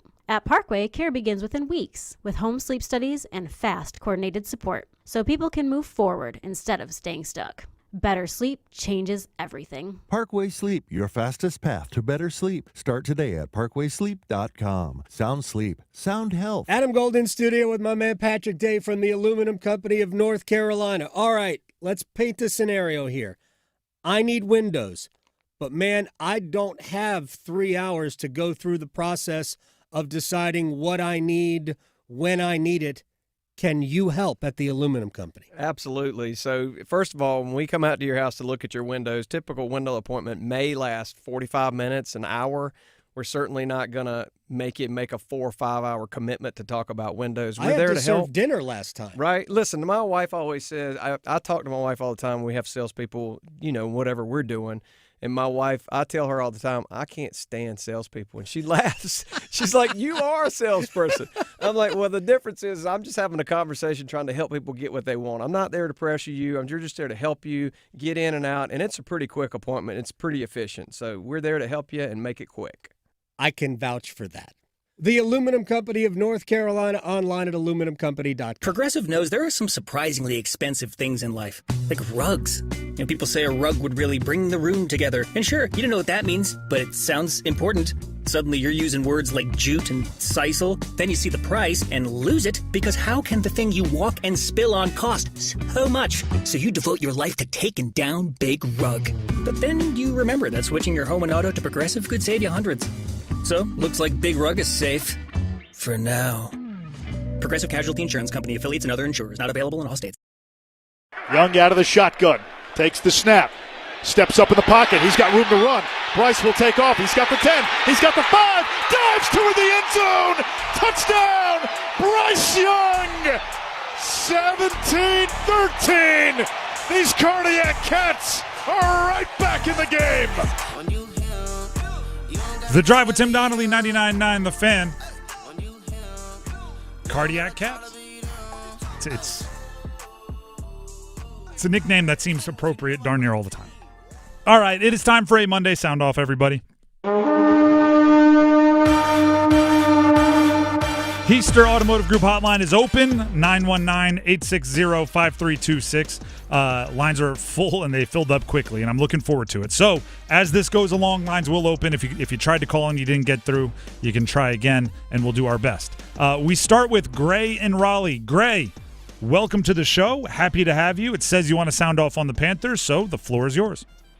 Hey, Tim, thanks. Just wanted to say really quickly, I am so proud of the Panthers on Saturday night. I think they put on an amazing show, and I think they brought some culture back to Carolina. I think we all needed that, and it was great to see. I don't want to get into the highlights of the team in the game. We've all seen that, but I do want to say a couple concerns for next season. One that I've seen with Bryce, even if he finishes the season strong like last season and this season, he always starts off really slow with a pretty heavy interception to touchdown ratio. I hope he can change that next season. I hope he doesn't start off slow. Other thing I want to note is the running back group. I'm pretty sure, and I think we'd all agree that Rico's going to be gone. He doesn't really add too much at this point. So we'll have Chuba and probably Brooks. I hope Brooks is electric. I don't know. Not sure what your thoughts are, if he's too much of a toss-up with his injuries.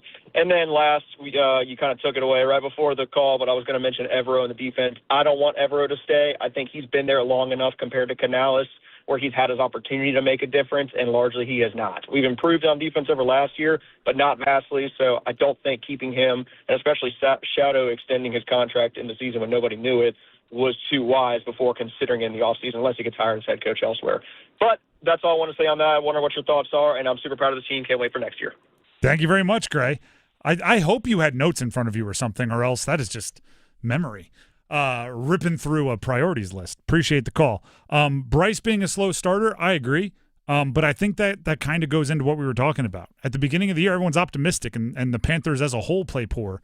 And then once everybody's out, they kind of start playing better. And I think that's what they need to attack. It's not like week 6 of every year, he learns how to throw again. It's just everything kind of goes haywire at the beginning, and then they're storming to come back once everybody is out. The running back group, I'll say this about Rico Dowdle. It was a lovely, lovely development this year for Rico. It was never more than a 1-year thing, right? He signed a 1-year deal. He wanted to go somewhere he'd get an opportunity, show what he could do. I think he did that, and now he'll go get more money elsewhere. That was a business transaction. That was not a long-term relationship. And Evero is a tough one for me.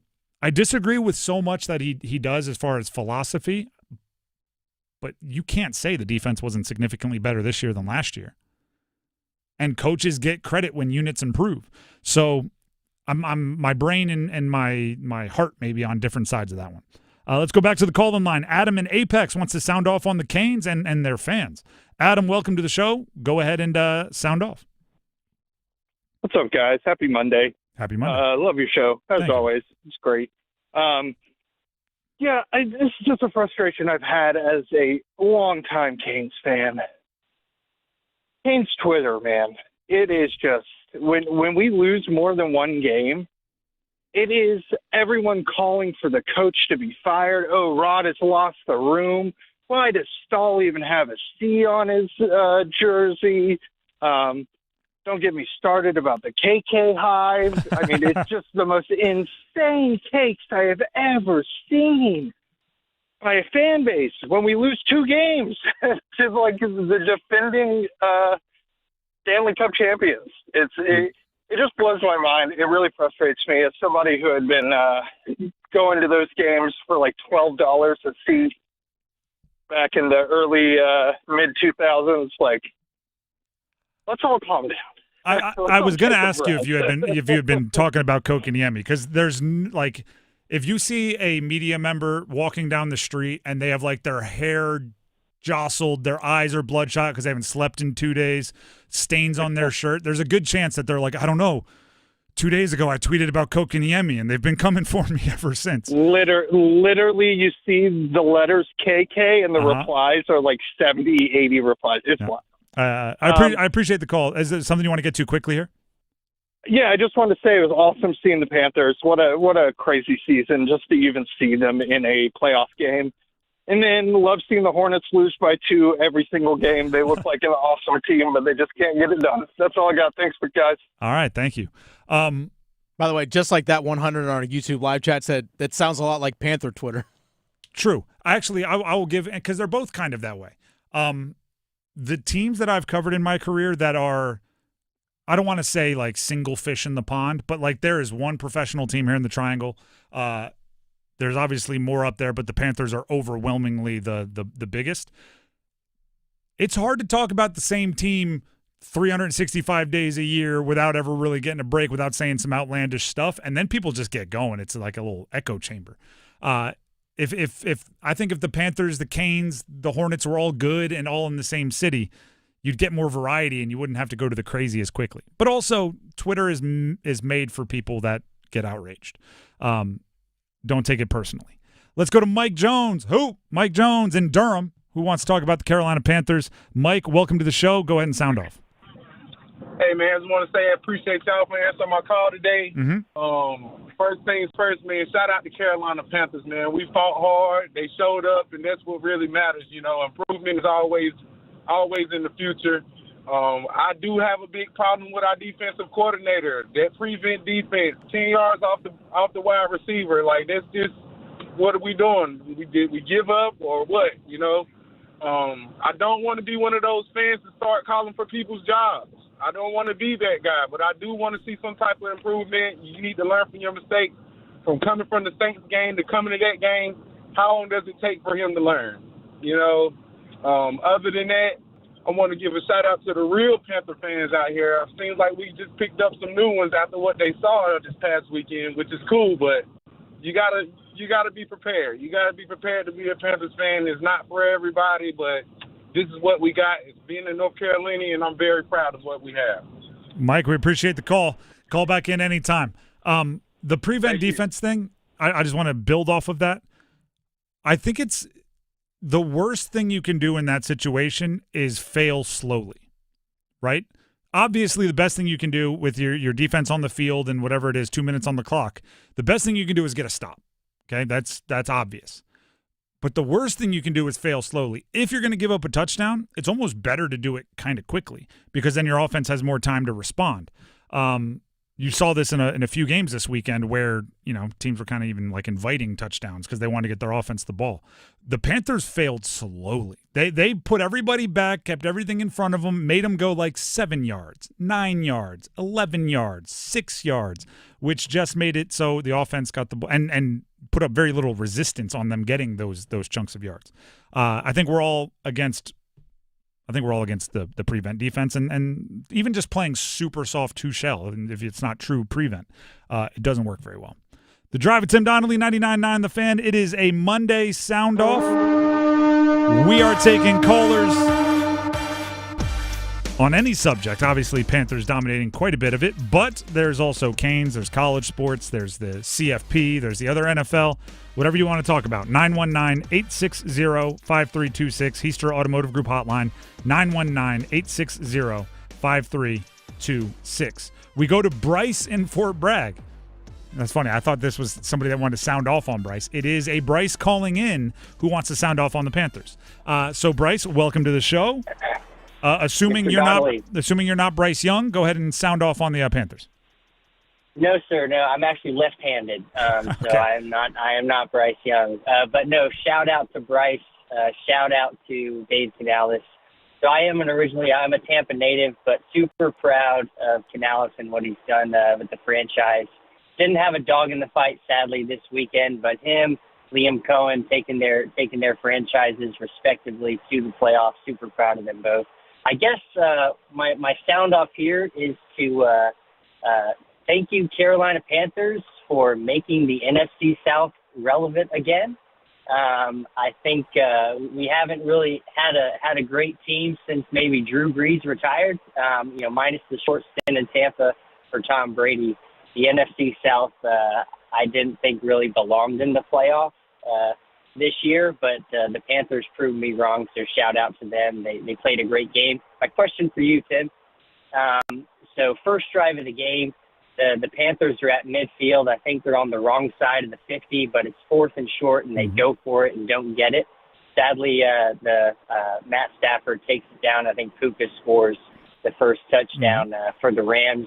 And eventually they go up 14-0. I think it's a good call to go for it on 4th and short, but hindsight being 2020, you're on the wrong side of the 50 in a playoff game. Do you play it conservative, knowing that you've got the NFL MVP on the other side of the ball? You don't want to give him a short field, or in that situation with the motivation of being in the playoff, hosting a home playoff game, do you go for it 4th and short? Well, what would you have done? That's my sound off. That's my question. Go Panthers, low key, go Bucks. Thanks for taking the call. Appreciate it. Thanks, Bryce. That we get a lot of callers on Monday sound offs. I don't know if anyone's tried to wiggle in a go Panthers, low key, go Bucks. That's just a different place. I know. It's not talking Milwaukee here either. True. Here's what I say about the going for it on 4th down. I love it. And it's actually exactly what you said, right? With you give it to the MVP. You had to respect the Rams offense and recognize punts and field goals probably weren't going to get it done. You were going to have to get into the end zone. And think of like a punt goes into the end zone, right? Brings it out. You're 2 first downs away from being right there. And didn't look a lot like they were going to stop first downs early in that game anyway. So take your chance, right? I love the going for it on 4th down call, as always, and this is probably true with every 4th down call in the history of the world. I would have called a different play, but that's because everybody has different, that's just an opinion, right? I'm not the exact same thinker as Dave Canales is, so we're not going to end up on the same play call. In my brain, my play calls work 100% of the time. So of course he's going to struggle to live up to that, but that's quite frankly not true. I love the decision to go for it. So do I. I loved it, but I agree with you 100%. I'm like, it's 4th and 1. You run the ball, line it up and go. Run the ball. I mean, there's passes that I would have liked more. There's a few other things. But, I mean, did anyone watch the first drive for the Rams? Do you think they wouldn't have scored if they had to go 65 yards rather than 45? They were cutting through them like hot knife through butter. Going for it had to be the move. We go back to the call-in line, Heister Automotive Group hotline. Linda in Roanoke, friend of the show, wants to sound off on adult hockey in Raleigh. Not sure where this is going to go, but we bring her on. Linda, welcome back. What do you want to sound off on? I'm not sure which direction you're rolling. Thank you. My daughter, Debbie, you talked to her before as well, is playing in the beginner league. Okay. As a goalie. And I think she may be the only female goalie in that league. And her team played Friday night, and they won 5-2.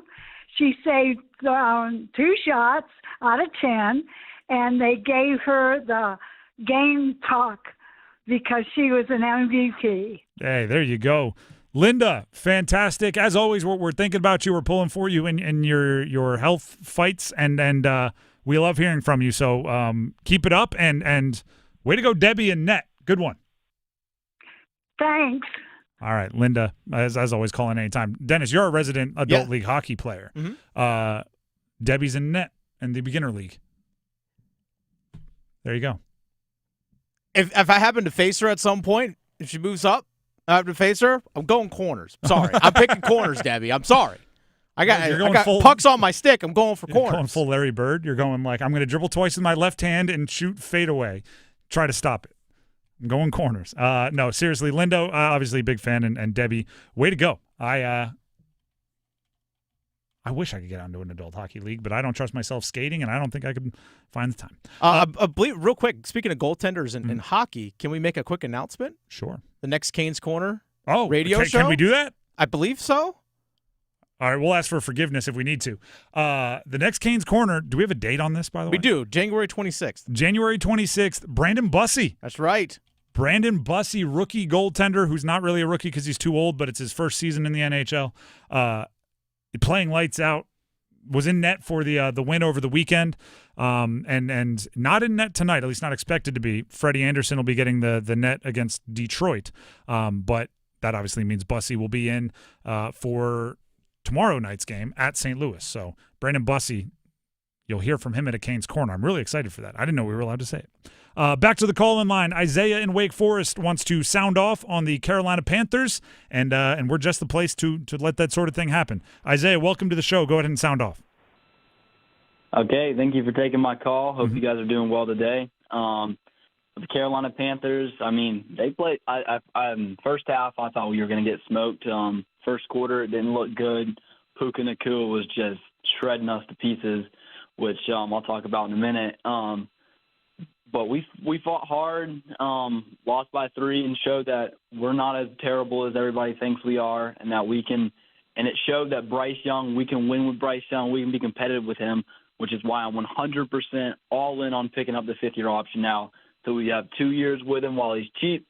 You can see the next season if you can spend your money on edge rusher, preferably maybe trade for Max Crosby or give Trey Hendrickson his money, and then maybe shore up the linebacker core and maybe find a better or re-sign Nick Scott. I'd like to see Nick Scott be re-signed, as well as just deal with free agency. On the defensive end, I like Evero, but the prevent, I hate the prevent. If you're going to do the prevent, you're going to have to bring extra pressure. Matt Stafford had all the time he wanted, and he just destroyed us. They gave him 10 yards, 10 yards, 10 yards, 10 yards, all the way to the end zone. Then Ferguson caught that ball right over Trayvon Merrick's head. And then why on earth are J.C. Horn and Mike Jackson not shadowing Devontae Adams and Puka Nacua? They have to be on them at all times. Puka Nacua had 10 receptions, 110 yards, and 2 touchdowns. That can't happen. You got to have – I'd like Mike Jackson on him because I feel like he was the better corner this year. Second-team All-Pro. Shout out Mike Jackson. Keep pounding. Thanks for taking my call. Thank you. It's more difficult to do the traveling thing with 2 guys and 2 corners because it just impacts everybody else in the defense a lot more. But if you go look at where their damage was done, middle of the field. I actually think the corners for the Panthers played exceptional this year. That's Mike Jackson as well and J.C. Horn. But if a part of it is also just teams were like, cool, if you got good corners, we don't really respect the coverage ability of some of your safeties. Let's just work and your off-ball linebackers. Let's just work the middle of the field. Yep. And that's really tough to combat unless you get some dudes. So. I think it was the second Puka Nacua touchdown. Maybe it was the first one. He lined up in the backfield. Mm-hmm. And it came out. It may have technically been a rush. Oh, no, this is one he actually caught in the end zone. There was one that was a rush on like a little wide receiver screen, but he was lined up in the backfield and just kind of had a free release right up the middle of the field. He's just matched up on Nick Scott. I'm like, Puka Nacua against Nick Scott, that's automatic. I'm throwing to Puka Nacua no matter where Nick Scott is standing. I'm going to win that one 99 times out of 100. So it's just it's amazing against this defense you can create such favorable matchups. And I think that's the frustrating thing about the scheme of Evero. Well, that's a conversation for another time. We're going to bring up Evero's defense 10 times and just keep going. Well, that's a longer conversation for another day. Because it is. That's funny. Back to the call-in line. We don't want to keep everybody waiting. We have Reggie in Sanford wants to sound off on both the Panthers and the Miami Hurricanes. Reggie, welcome. We're happy to have you. Go ahead and sound off. I want to piggyback, shout out to the Panthers, but also shout out to Cam Newton. The electricity, the excitement to Charlotte, and it seemed like the fans fed off of that. They were on it all game. Even there were when there were moments that were down. Those are exciting to see. like the prevent is terrible. All right. But Miami Hurricanes, I have never cheered. I mean, I'm a Tar Heel fan, but I never cheered harder for the Miami Hurricanes against Ole Miss or in any sport in my entire life. It was just great to actually see the Hurricanes win, and hey, possibly with the Natty. There you go. Appreciate the call. I saw a few people wording it this way. If you don't want to root for Miami, you can always root against Indiana. Similar, like if you didn't want to root for Miami because, it's still conference rivals and all that, you could have just rooted against the SEC when they were playing Ole Miss.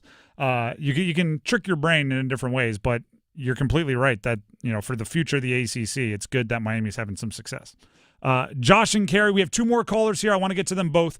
Limited time, but we have Josh and Carrie to go first. He is a Falcons fan that wants to talk Panthers. So we'll see where that goes. Josh, happy to have you. What's going on? Hey guys, thanks so much for having me on. I've been listening to you guys on my way back from work. I just got here to North Carolina, so it's always nice to get some intel on the Panthers, and good to see over this weekend that Bryce played like a serviceable quarterback against another team other than the Falcons after a little bit of a rough start. My question is, who do you feel like you all would be most threatened by as the new head coach of the Atlanta Falcons? Ooh, interesting conversation. Thank you very much for calling in. And this one, that's a really good question. After I said we had limited time, I'm now going to take my time. We might have to make this a segment at some point this week. My gut instinct quickly is Clint Kubiak. Mine went Stefanski. Stefanski, I don't know if, I know exactly what that is, and it's kind of like, the devil you know is better than the devil you don't. Like, Stefanski's a very good coach. Oh, yeah. But I know what he is. Like, Kubiak might be McVay. You know what I mean? Like, he might be. So I'd be more fearful. There's a couple that are interesting. Some of the guys getting interviews. Skeelhouse is like, I think he's my recruiting class. Nathan Skeelhouse played at Illinois, quarterback. And now he's the pass game coordinator for the Rams. And he's getting head coaching interviews. And I'm going like, that is just a grab bag. Who knows what that is? He was at Iowa State as like the quarterback's coach like a year ago. That not actually exaggeration, but still. There's some real interesting ones. This sounds like a segment for sometime later on this week. Yeah, absolutely. Yeah. The Falcons are interviewing a bunch of different people. And they just hired Matt Ryan to run the show. You know who would scare me least? Evero. You know what? He would be wildly familiar with Dave Canales' offense. That's true. There would be a weird dynamic there. All right, last caller here for a Monday Sound Off. We have Pat in Durham, wants to sound off on the NFL and the Panthers. Pat, bring us home. Do a good job. What do you got for us? Well, first off, kudos to my Wolfpack for going to Florida State and winning. Secondly, I'm curious where you think Harbaugh is going to end up. And also, how closely do you think Canales' job is tied to Young's success next year? And who do you think the Panthers are going to take in the draft? Okay, there's a lot to get to there. I'll do my best to answer them all. Thank you very much, Pat. Where do I think Harbaugh goes? From the very beginning, I've thought Harbaugh to the Giants makes sense. I think they very much want a experienced veteran, no drama coach, and I think they're willing to pay for it. Who do I think the Panthers draft? We now know the Panthers are getting 19th overall as their pick. I'm a draft nerd. I have not run a mock draft on the first round yet. I would assume if there's an edge rusher there, they would love to take one. I would assume if there's a left tackle, that's now in the mix with Ike Ekwonu's injury. I've heard a decent amount of people talking wide receiver. I don't think so that early, but who knows? It's still very much up in the air. And then is Canales' success tied with Bryce Young and all that? Yeah, probably. But I'll give you this: if they can have team success and want to move on from Bryce, there's that possibility as well. Like team success trumps everything. But if Bryce looks like he's a Pro Bowler and then they take a step back or win 8 games again, then I think that's also – it's like his Dave Canales' job security is tied to two things. One of them has to happen. One is become a consistent winner. The other is turn Bryce into a Pro Bowler. If either of those happen, his job is safe. That's kind of the way I look at it. If both happen, very safe. The Drive with Tim Donnelly, 99.9 The Fan. Always fun to hear from you all in a Monday Soundoff, and we'll give you another way to call into the show in a second. But first, Dennis Cox has something he'd like to tell you. I do. Dennis Cox here real quick for my good friends over at Raleigh Weight Loss Center. One of the things about the weight that I've lost through Raleigh Weight Loss Center, which is over 40 pounds, and, I'm actually thinking about, then do I want to lose maybe about another 10, 15 more? And I know exactly how to get back on that program. But this past Friday, I was asked to go on TV, on television, and I was like, well, I want to look good on TV. I want to make sure I look nice. And I was able to actually pull out a suit from the closet that I had not been able to fit into for a few years now. But because of the weight that I lost at Raleigh Weight Loss Center, let me see if I try this on, see how it fits. Fit perfectly. I was like, man, it was almost like a brand new suit right there for me to use once again. That was such a benefit of all the weight that I've lost, is that so much of my old wardrobe, I can just fit right back into it. It's almost like a new wardrobe all over again. My clothes fit better. I'm sleeping so much better. I'm feeling more energy when I go play hockey and do sports just because of the weight that I've lost. There's just so much less stress on my knees, hips, and ankles thanks to the program at Raleigh Weight Loss Center. No shots, no injections, no side effects, no steroids, just resetting your metabolism. That way your body can do the natural thing. Give them a call, 919-897-7506, or visit RaleighWeightLossCenter.com. Set up a free 15-minute phone call. Again, a free 15-minute phone consultation with them, 919-897-7506. If you got questions, you got concerns, you want to know more about the program, maybe you have some health issues, you want to figure out if it's the right thing for you, bring that all to the table to that free 15-minute phone call, and that way you can move forward with confidence. 919-897-7506, or visit RaleighWeightLossCenter.com. If you want to be serious about the weight loss journey, give them a call. Results may vary. The Drive with Tim Donnelly, 99.9 The Fan, looks towards the Canes game tonight in Detroit and first goal scorer predictions. It's coming up next. Don't go anywhere. Do you have a smartphone? Of course you do. Do you have a pocket or pouch or human hand to hold your smartphone? Then you have no excuse. Download the 99.9 The Fan brand new app today and take us with you wherever you go. Your favorite hosts, podcasts, and live sports action all in one place. Available for Apple iPhone and Android phones. Finally, there's an app for 99.9 The Fan. Download the 99.9 The Fan app today. Powered by Aspire Money Management. Hi, I'm Maria, salon owner. You know the jingle. Now discover the facts about Ozempic, a GLP-1. There's only one FDA-approved Ozempic, made by Novo Nordisk. Learn about the real thing. Talk to your healthcare professional today. Call 1-833-OZEMPIC or visit Ozempic.com to view the medication guide and to learn more about Ozempic. Semaglutide injection 0.5, 1, and 2 milligrams.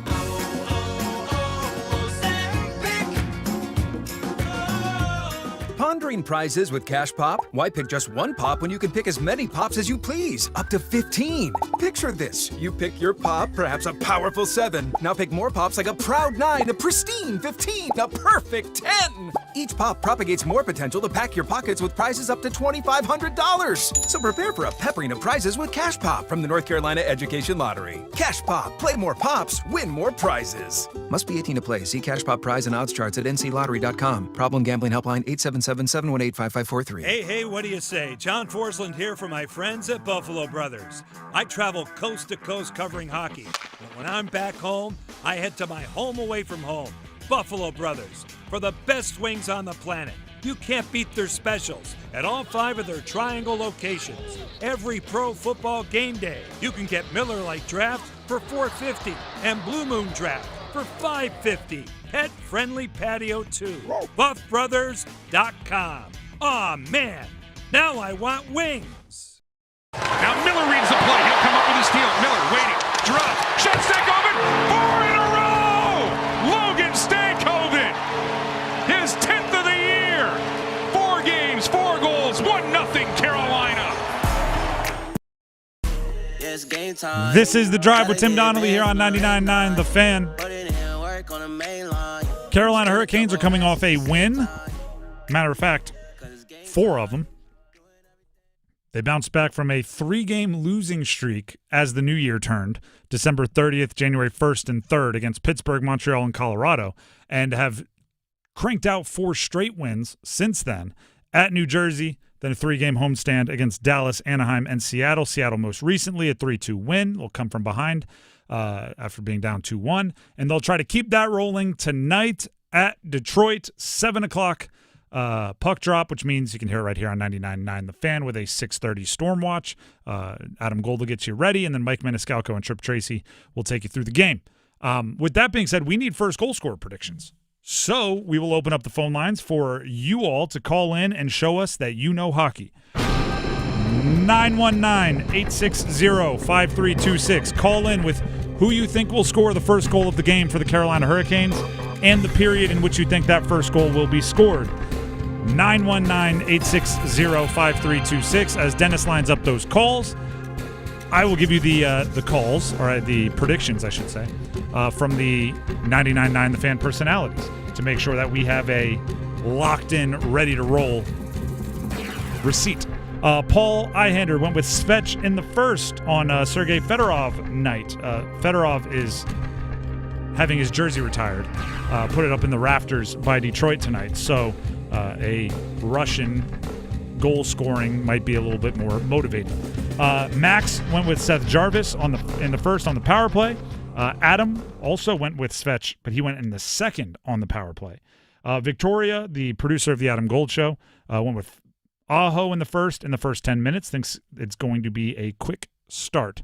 And then Dennis and I will give you ours after we hear from some of our callers. We have Brian in Holly Springs up first. Brian, can you hear me? Yeah, I'm on. Perfect. Go ahead and give us who you think scores the first goal and in what period you think they will score it. It's going to be Svech in the first period, but he's going to be coming out of the penalty box. All right. What was he in the box for? Oh, geez. Hooking. All right, perfect. Locked in, and we will we'll give you some luck there. Let's go to Taylor, also in Holly Springs. Taylor, welcome to the show. Who scores the first goal and in what period? I think it is going to be Mr. Better Than Miko, Mr. Logan Stankoven himself in the first period. First, any other details you want to give us? Any specifics about the goal, the situation, how he scores it, anything like that? I think it'll be right during a line switch, and he will come out strong and just nail it in. All right, perfect. Taylor, thank you very much. You are locked in. Good luck to you. Thank you. How about that for a nickname, Mr. Better Than Miko? Your last name's Stankoven. There's a lot of names, that nicknames that just come out of there. But Mr. Better Than Miko, if that proves true, a heck of a trade for the Canes. Hey, one danced around the other and scored. That's all I'm saying. That's all I need to see. Finally, we go to Cole in Smithville. Cole in Smithfield. Welcome to the show. Who scores the first goal and in what period? Give me Shane Gostisbehere on a filthy one-timer. I mean, filthy. It's going to ring off the post, and you're going to be able to hear it from the logos. All right, and is that a first period one-timer? Yes, sir, it is. All right. You are locked in with Ghost. We appreciate it. Good luck to you. Thank you. By the way, I want to be clear. I say Smithfield wrong every time. My elementary school was Smithville, and because of that, there's no way I'm saying Smithfield. Smithville it rolls off the tongue, so I know I'm saying it wrong, and I do my best to correct it, but I don't always get there. Dennis, we need your prediction. Who scores the first goal for the Carolina Hurricanes, and in what period? I like when guys get to go back home. Jalen Chatfield, first period. Hey, Chatty. He scored the other night. Got off the schneid. First period, any other details? 3-on-2 on the rush. He's the trail guy. All right. 3-on-2 on the rush. He was doing a lot of skating, obviously, with Slavin. You think that sticks around for this game? Yeah, I think so. Slavin, I think, will just continue to get better and better and better for a while now. Knock the rust off and get back to his level of play. I think I have to. It's Sergei Fedorov night. Like, they're going to do a whole thing. So I think I have to. Like, we got to make sure that the Russian players are chosen, right? So give me Alexander Nikishin. I think he tries to put on a show for a guy who I don't even know if, like, he grew up or if it was, like, the legend that he heard about from others saying, like, you need to hear about Fedorov because Nikishin is still very, very young. But I'm going Nikishin in the first, and my detail, you ready for this one? I think it registers over 95 miles per hour. He's got 4 or 5 shots this year already that have been over 95, but I think he absolutely unleashes on this one, and it finds the back of the net. So hopefully it happens that way. Building off of kind of the conversation, though, you're going to have to bring your own energy in a suitcase. You know what I mean? Because that arena is going to be rocking on Fedorov night, and you're going to have to match that on the road. I actually think it's going to be a really fun game for the Canes. I think it's really fun, particularly a sport like hockey where there's physicality involved, to play in an arena that is lit up. Like silencing a crowd would be so much fun when it's on Fedorov juice, when it's that electric. So that's your challenge. A bit of news for this game. William Carrier will not be playing.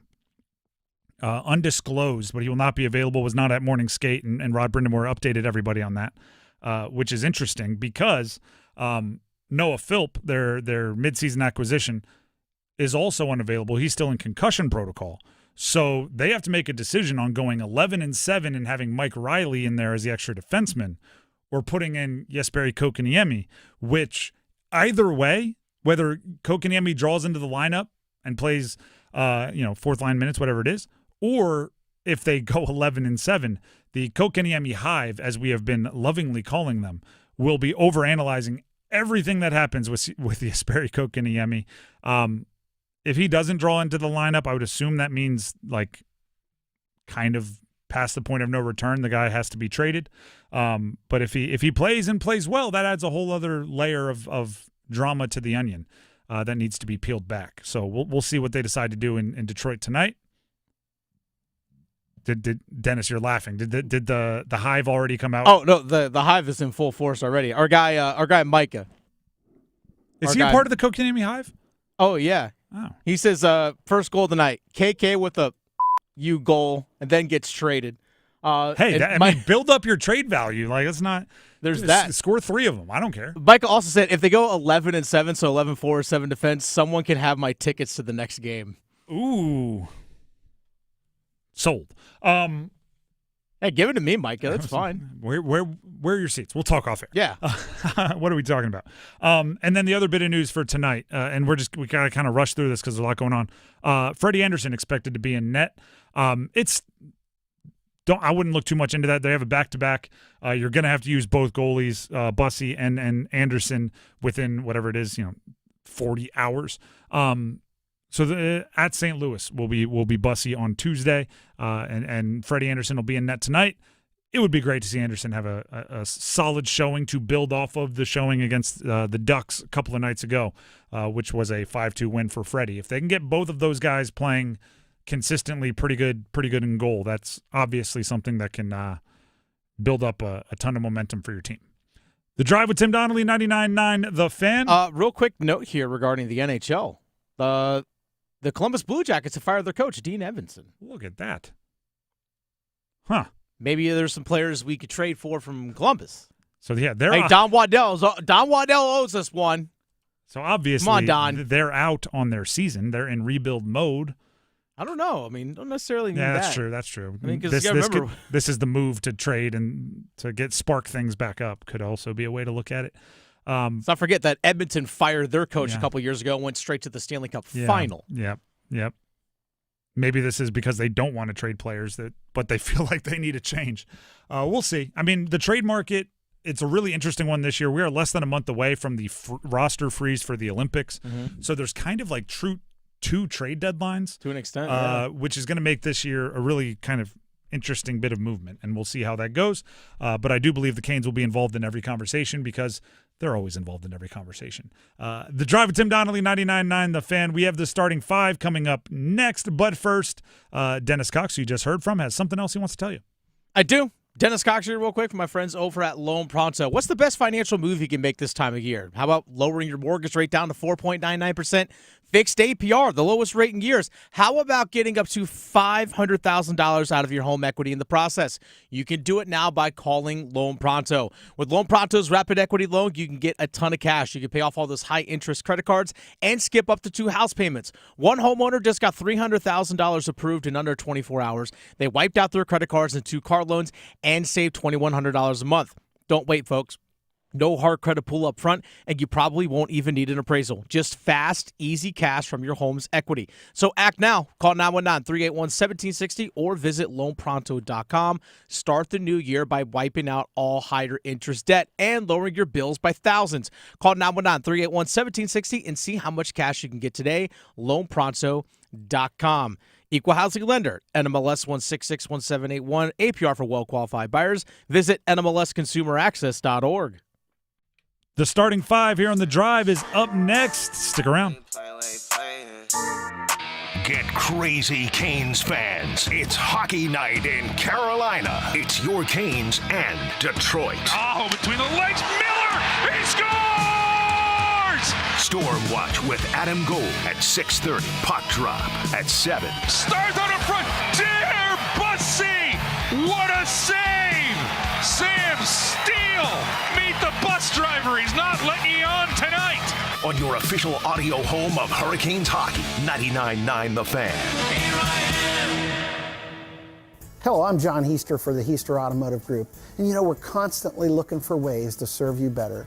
One of the ways we do that is with something we call a Go-See. And that's where you select a vehicle from our inventory, and we have thousands, and we get one of our product specialists to bring that vehicle to you at your convenience. How do we do that? Well, it's simple. We have a group of employees that are evaluated based on the number of presentations they do. They're glad to do it. So it's just one more way we get off our keister and bring Heister to you. It's bow time. A leg and thigh dinner from Bojangles for just $6.99. Leg and thigh dinner from Bojangles for just $6.99. So crispy. So crispy. And juicy. And juicy. So much flavor. So much. Stop it. What are you doing? What? You expect me to get this delicious deal and not say anything? You're unbelievable. You're unbelievable. With a boldly seasoned leg and thigh, choice of fixin', a biscuit, and legendary iced tea, it's a deal so good it's worth repeating. So eat and repeat while it lasts. It's bow time. It's bow time. Dine in, drive through, or tap your favorite delivery app and have Bojangles come to you. Satisfy your craving for flavor right now with Bojangles 2-piece dinner. 2 pieces of Bojangles dark meat chicken, your choice of fixin', a biscuit, and iced tea for just $6.99. That's right, just $6.99 for limited time at participating Bojangles. What are you waiting for? When you're hungry, it's always bow time.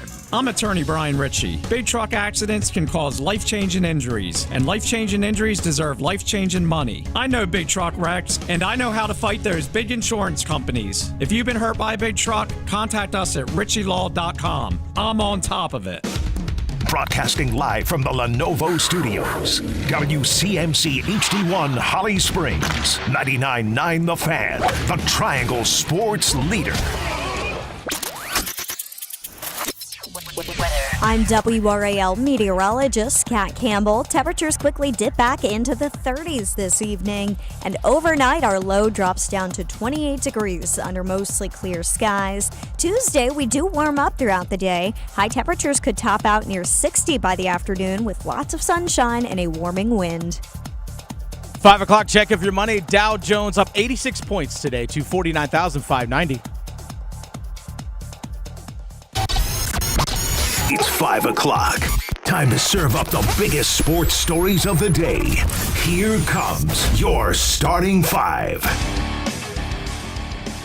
The Drive with Tim Donnelly here on 99.9 The Fan. Before we jump into the starting 5, please subscribe to our YouTube channel, 99.9 The Fan.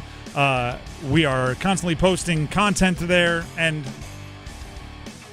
podcasts and everything else. Basically, you could take your content a la carte. You just want one particular brand, one particular team. You can also catch some outside of traditional show hours, which is always, fun too. We're here 3 to 6 live, but you can find us on YouTube darn near all the time. 99.9 The Fan. With that being said, let's jump into the starting 5. Starting with number 5. Count them! 1, 2, 3, 4, 5. Reggie Gilliam, fullback, big on the tush push. There he is, shoving, and Allen's got it. Not to be denied. He's still going. Look at this. Wow. That was an 11-yard tush push for Josh Allen, in which his offensive lineman basically just picked him up and treated him like a little brother and just carried him forward for the last 6 yards. Shout out to the Panthers and Rams, and here's why. First Wildcard, first playoff game of the year, and they had more fourth quarter lead changes, or tied for the most fourth quarter lead changes in NFL playoff history. And that just set the tone, because if you look at every game other than Patriots-Chargers, and the Chargers they had nothing. Their offensive line was shot. But if you look at every other game, they came down to the last possession. They're all one-score games. They're all super competitive. Teams thinking they had a chance all the way to the end.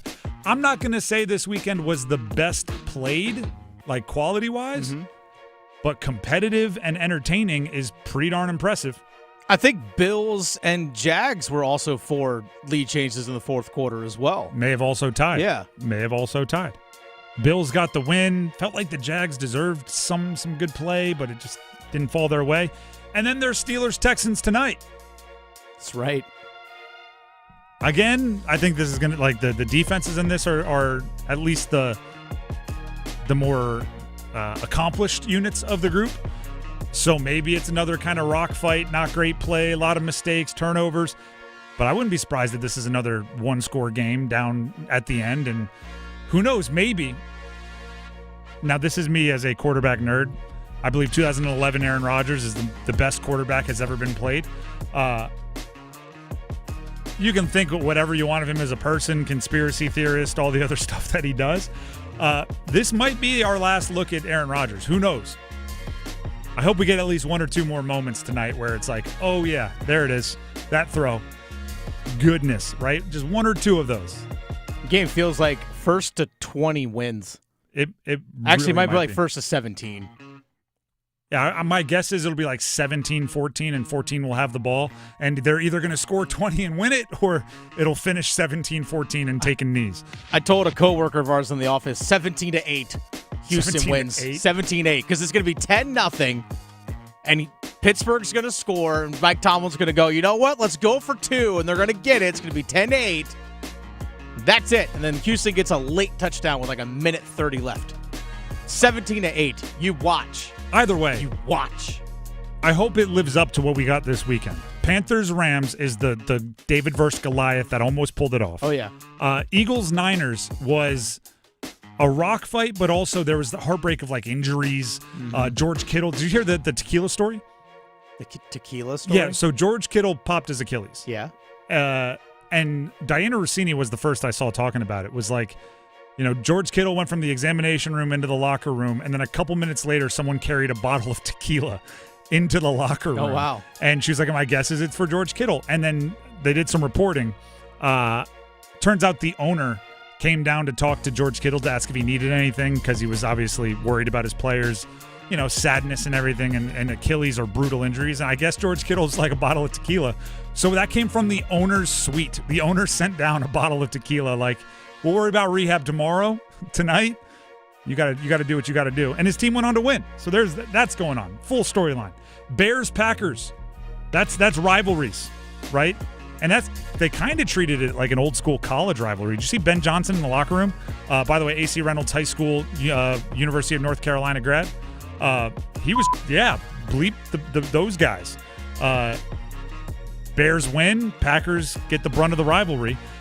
Bills Jags, that was a Ulysses, a Odyssey mission for Josh Allen, trying to get his team to the finish line against a team that was playing pretty well with the Jags. And then Patriots Chargers also happened. But hopefully we get Steelers Texans as a real exclamation point on a good weekend.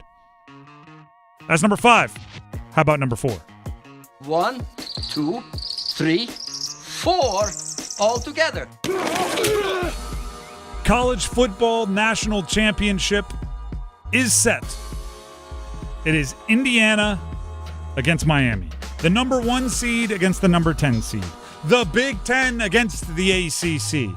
It's in Miami. so Miami gets the little home field. Listen, it's go ACC for me all the time, right?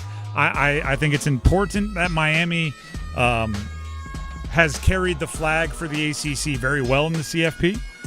They eliminated the defending national champion in Ohio State. They eliminated the final SEC team standing in Ole Miss. Now they're going up against Indiana. After watching what Indiana did to Oregon, buckle up your chin strap, Miami. 8.5-point favorite, Indiana already. I'm not sure that won't be higher at game time. Indiana looks good. Do you know what they look? They look like grown man strong, if that makes any kind of sense. They are older. They went out. Kurt Signetti had a theory. He tested it, and it worked. The theory is, what if we take 23-year-olds almost exclusively and play them against other teams that are employing quite a bit of 19 and 20-year-olds? Turns out those 4 years, there's a lot of development. They're playing very, very well. Fernando Mendoza is playing very, very well. Miami better show up with all the Miami swag because they're going to have to combat maybe strength with a little bit of hype and sizzle. You know what the crazy thing is? Talking about the older players that Indiana has. Look at Nick Scorton of the Carolina Panthers and go, he's too young to play at Indiana.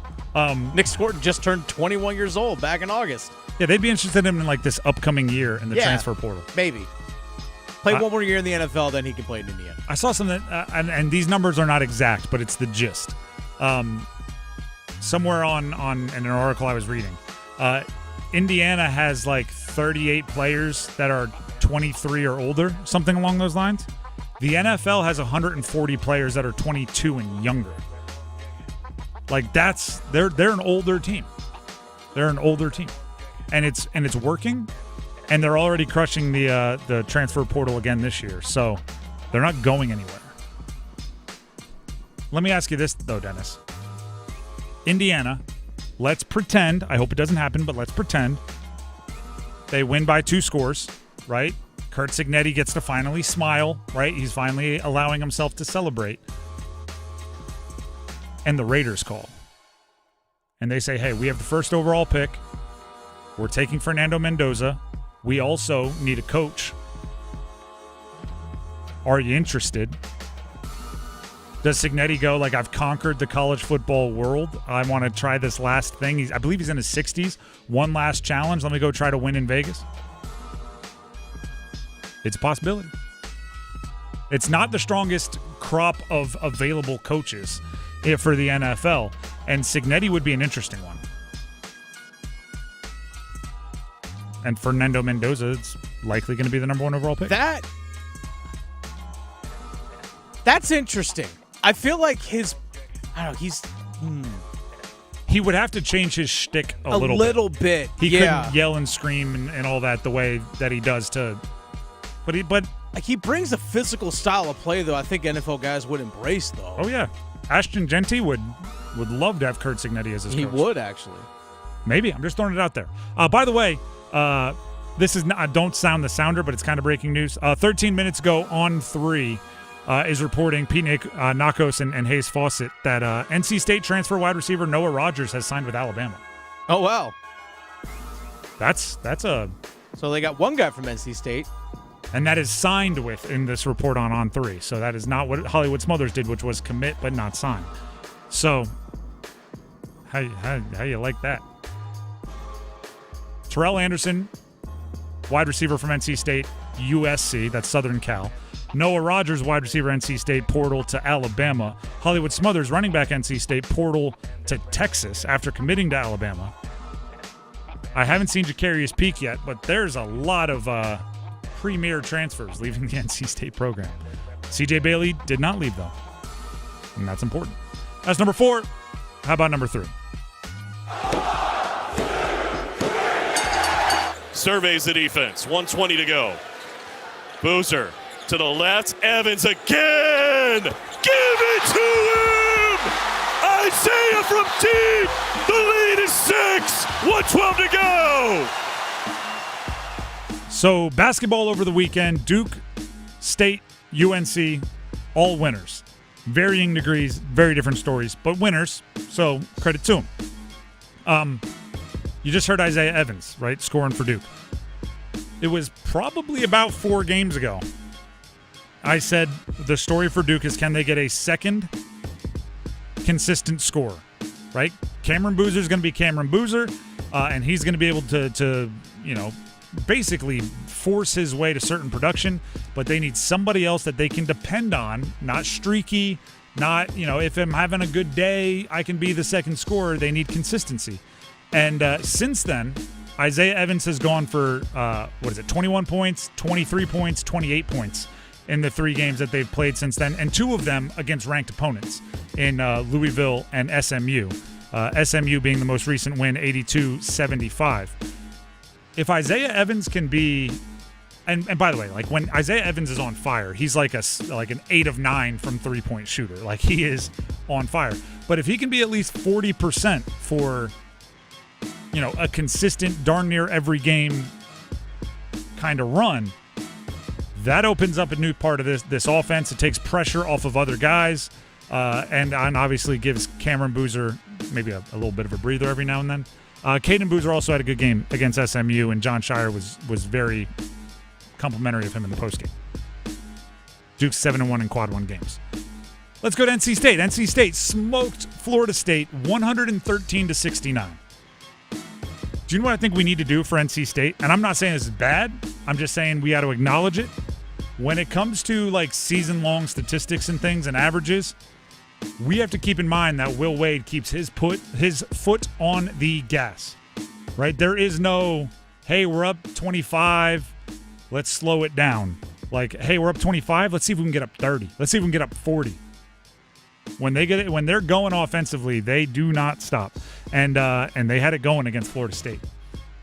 Florida State, the irony is they were kind of showing signs of life. They weren't really getting wins, but they were keeping it close against teams that they should not have kept it close against based on how they've played in their non-conference schedule. It was close for most of it against North Carolina. It was close all the way until the end against Duke. And they're going up against NC State, and State said, nope, we're going to make everything. We're going to score 1 billion. This one is a wrap. Credit to them. And credit to the women as well. NC State's women's basketball team beat SMU over the weekend, 91-54. Shout out to Corey Smith, Pack Pride, for doing the math. Their basketball teams won 204-123 over the weekend. That's bananas. And then UNC squeaked by Wake, 87-84. The backcourt for UNC is becoming an issue. Luka Bogovac's not scoring the way many thought he would, not shooting the way many thought he would. Kyan Evans not shooting the way many thought he would. They actually turned to Jaden Young for stretches in this game as a guard, a transfer from Virginia Tech who hadn't played more than 4 minutes against any power conference opponent this year. He played 19 minutes and scored 12. So maybe he gets more of a run or at least becomes somebody they can go to as a spark if the other guys aren't getting it done. Seth Trimble's still doing Seth Trimble things. I don't want to group the entire backcourt together. But then also there's this phenomena that makes no sense to me. It was a close game in the second half, and Caleb Wilson went like 10 minutes with 1 shot attempt or 10 minutes. He was not a part of the offense during some of the most crucial parts of the game. That can happen. I don't care if they're playing the triangle and 2. Like, just you got to find a way to get him the ball. But they won, so, crisis averted. Big game from Henry Vasar. He's obviously a very good player. What number was that? Let's go to... That was 3. Let's go to number 2 then. Just the 2 of us. No look for Stahl. Martin hooks out front. Out in front. They score! Teed up! And they deliver! Jordan Martin! Nothing lucky about that. We're tied at 2. Carolina Hurricanes, they beat Seattle on Saturday night, 3-2. It was a quintessential Canes win. Only 12 shots on Brandon Bussey, which goes to show how their puck possession was working and how their blue line was working. And Jacob Slavin wasn't his normal self. He's going to continue to get better, knocking off some rust. But he still does make, I don't even know what to call it, those like anticlimactic plays where the opposing team looks like they're going to have a chance and it's just over. It's just like, oh no, what's going on? Oh, never mind. Slavin has it. Look at that. It's going the other way. And it just takes shots off goal and it allows you to possess and everything else. So he was back, looked good, will continue to look better. The Stahl Martin Klein producing quite a few scoring opportunities as of late, which you always like to see. And then Logan Stankoven opened the scoring with another goal, which is huge. Let's talk Brandon Bussey for a second. And Freddie Anderson will be in net tonight, and I'll update you with all kind of the nuts and bolts of tonight's game as they play on the road at Detroit in a second. Brandon Bussey is doing pretty much everything well. Everybody's very excited about it. He will be the guest on our next Canes Corner coming up later this month, so you can hear directly from him, his story and everything else. The one thing he needs to just stop himself from doing is going out there and playing the puck so darn much. He turns it over a good amount. Just puts himself in a horrible situation.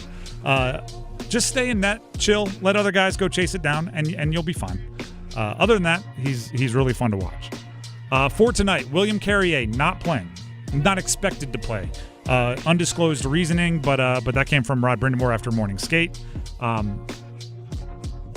Also, Noah Philp still in concussion protocol, so he will not be available, and that means likely a Kokaniemi game, perhaps an 11-7 game with Mike Riley as the extra defenseman, but I would expect Kokaniemi to be out there. And just from a vibes standpoint, they're retiring Fedorov's, or putting his jersey in the rafters for Detroit tonight. It's a road game for the Canes. If you're looking for something to maybe, I don't know, tell your Detroit fans as they honor Sergei Fedorov. As it stands right now, Fedorov is 56th in NHL history in total points. Guess who's 55th? Rod Brindamore, one spot better than Fedorov. Let's go. He has 5 more career points than Sergei Fedorov. I hope Rod reminds him of that. I hope he sees him and he just says, hey, how's 56th feeling? And yes, they should both enjoy their time at 56 and 55 because Connor McDavid's right on their heels and they're going to get knocked down one spot. But obviously, it's a cool atmosphere and it's an opportunity for guys to. I always like upsetting in those situations. Like in high school when you were playing at someone else's homecoming game or something, winning those was always more fun. So hopefully, they get that same feeling. Okay, real quickly, Dennis. If-then statement. If blank happens, then the Carolina Hurricanes get the win and they ruin Fedorov night for the Red Wings. If they're perfect on the penalty kill, then they win. I like that. They've been good on the kill. I do like that. They had a horrible power play. At least one of them on Saturday, but we don't have to get into that. That's number 2. Let's get to number 1. McMillan wide left, then Leggett, then Coker. Hubbard the running back.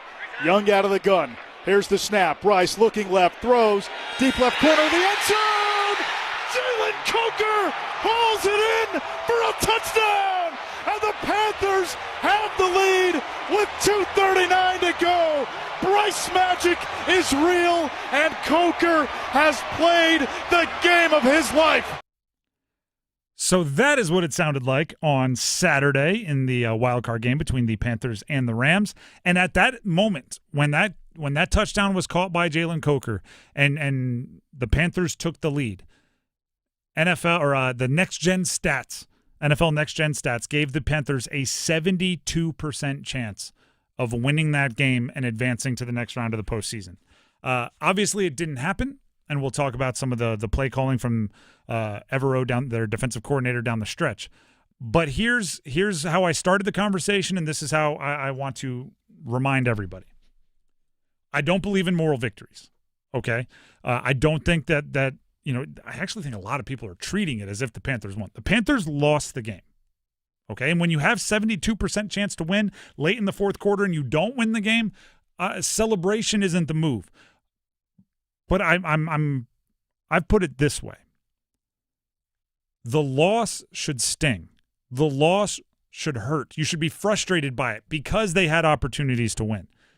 The task of this offseason for the Panthers, front office, ownership, all the way on down to players and every staffer in between, is to make that loss not be in vain, right? Learn the lessons, remember the experience, build confidence off of it, right? It's like if you're somebody like Jalen Coker, this offseason should be the easiest offseason conditioning of your life. You should be riding on that adrenaline. You just had 40 yards and a touchdown in a postseason game. Like that, whatever hills near your house, you should be running up and down on pure adrenaline.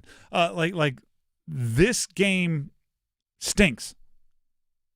But it could be a turning point if next year you get back to the same spot, you're more confident because of it, you learned the lessons about being too conservative at times, and you fly into the postseason with a enthusiasm unknown to mankind because you had been there before.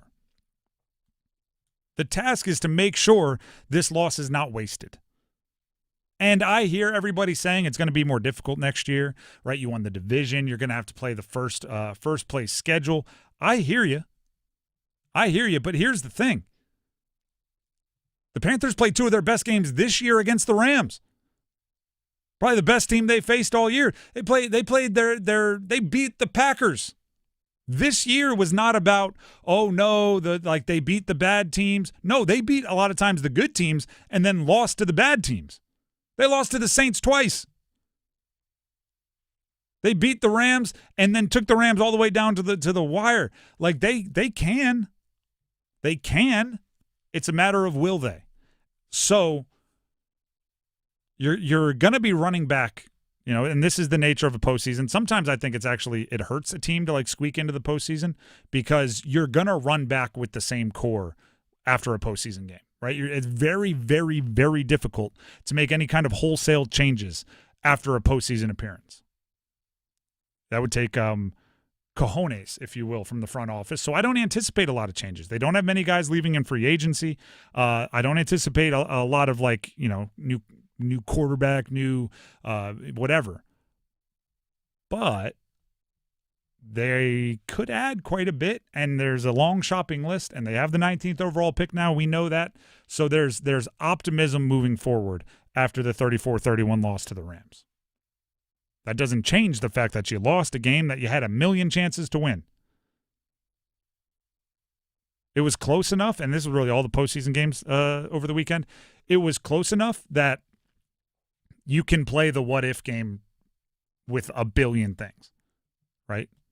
What if Jalen Coker kept running and just knocked down that pass rather than having it be intercepted? What if Bryce read the body language of Jalen Coker correctly and recognized he was going to stop in the previous window and threw it across his body a little bit? What if there was a blitz called on some of those third downs? What if Nick Scott comes down with the interception and Puka Nacua doesn't break it up? What if Nick Scott comes down with the interception? What if they guard Puka Nacua? I don't know. Sounds like a good idea. Or you could just wait around and say, no, he's going to drop it right off his forehead. We don't have to guard him. And then it worked. Yeah. And then it worked. That's the kind of stuff that makes it frustrating, right? Puka makes that catch 99 out of 100 times. He didn't. And you weren't able to pounce on it and steal the win because of. There were opportunities left and right. That's what I want to make sure. They played well. They didn't play perfect is what I want to make sure everybody knows. The Drive with Tim Donnelly, 99.9 The Fan. We're going to talk more about that game, by the way, and we're going to grab some numbers game contestants. But first, Tim Donnelly here for Miller Lending. Miller Lending offers something called the no closing cost loan. No cost loan. What that does is it allows you to take advantage of a market that ebbs and flows and goes up and down. When it comes down, boom, refinance. No closing cost loan. Save yourself all that cash. Goes up, wait. It's down, refinance, do it again and again, right? If you would have gotten a mortgage at the peak of the market, whatever it was, 2 years and change ago, something up near 8, you probably would have refinanced twice now if you were a Miller client, and you'd be stoked about it because each time you do, there'd be no cost, no fees, no hidden surcharges, none of that rolled up into your rate, and you would still get the lower monthly payment. That's how it works. give them a call. They can explain to you more of the X's and O's. Miller Lending's number, 919-447-3377. That's 919-447-3377. Or visit them online at millerlending.com. Once again, millerlending.com. Miller Lending is an equal housing lender, and NMLS number 250-2146. We need numbers game contestants. The prize for today, a $25 Hardee's gift card. You can get your grub on if you win the numbers game. We need 2 contestants. Call in now, 919-860-5326. That's 919-860-5326. We need 2 contestants. Call in now, numbers game next. Evan, Canty, and Michelle are unsportsmanlike. Something seems amiss between the relationship of Harbs and Lamar Jackson. I understand that nobody wants to blame either one of them for the lack of success they've been able to achieve since 2018, but at some point, something has to change in order to get a different result, and I think that the head coach is by far the easier to make a move. Mornings from 6 to 9 on 99.9 The Fan, the Triangle Sports Leader. Looking for the ultimate weekend play? Score brunch at the Dugout Tavern and Grill in Apex. Every Saturday and Sunday, the Dugout lays out a scrumptious spread for our weekend brunch from 10 to 2, plus $5 mimosas and Bloody Marys. Stick around for the games on our massive 16-foot surround sound video wall and $20 Sweetwater and Shock Top buckets on NFL playoff days. Or head to the gaming area for darts, pool, and vintage pinball. For the best hangout, head to the Dugout Tavern and Grill on Kelly Road in Apex. Dauntless Transmissions has been the trusted transmission shop in Raleigh for more than 27 years. But why do they call it Dauntless Transmissions? Well, dauntless means showing fearlessness and determination. Now, the experts at Dauntless Transmission are dauntless when it comes to caring for your vehicle. Whether that means a total transmission rebuild, complex engine or brake service, or just a routine tune-up, your vehicle will be dauntless when they're done with it. Visit DauntlessTransmissions.com. Dauntless Transmissions, your local source for exceptional service.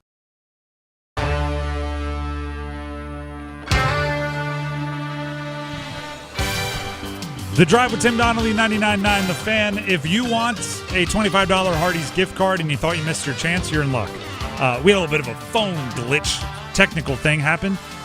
So we have 2 open phone lines for the numbers game. Call in now, 919-860-5326. That's 919-860-5326. Call in right now, and you'll pretty much roll right into the numbers game where the winner will get a $25 Hardee's gift card.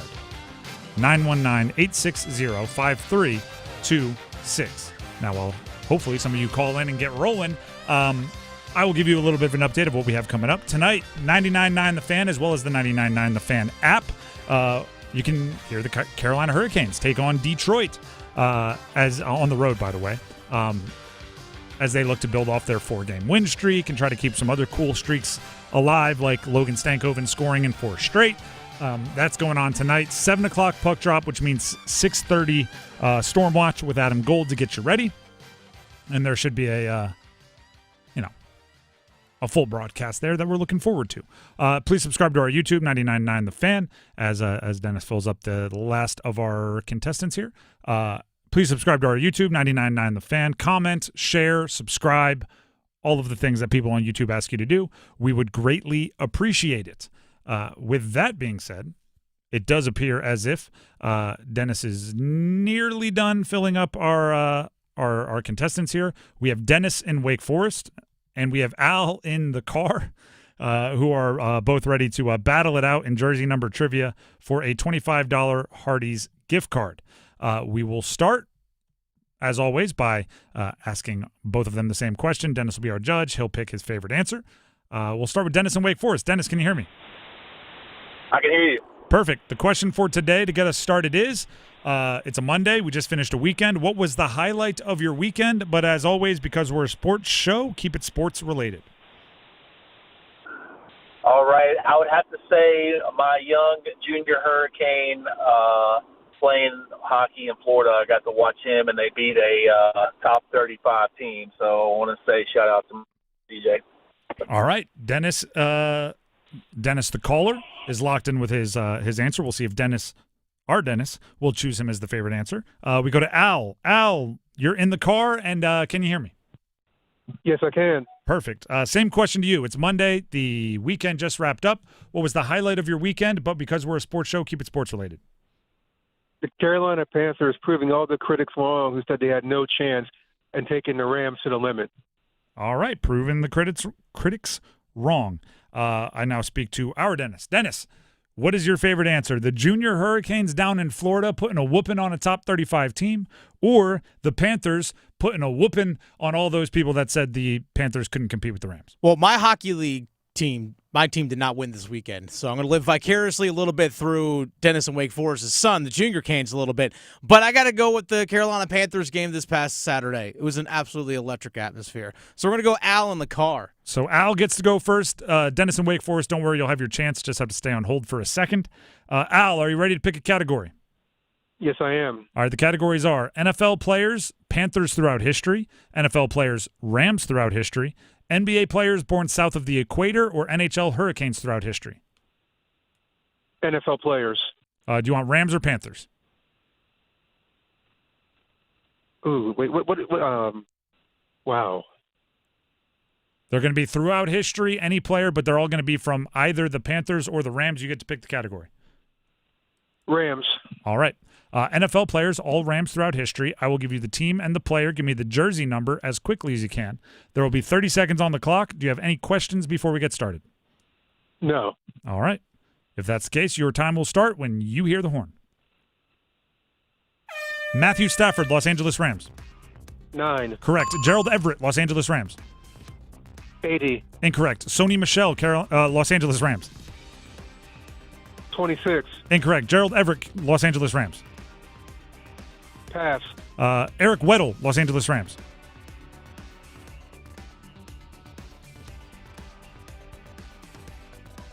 $57. Incorrect. Sony Michel, Los Angeles Rams. 26. Incorrect. Gerald Everett, Los Angeles Rams.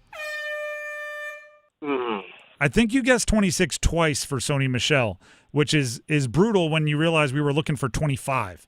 So you were right there.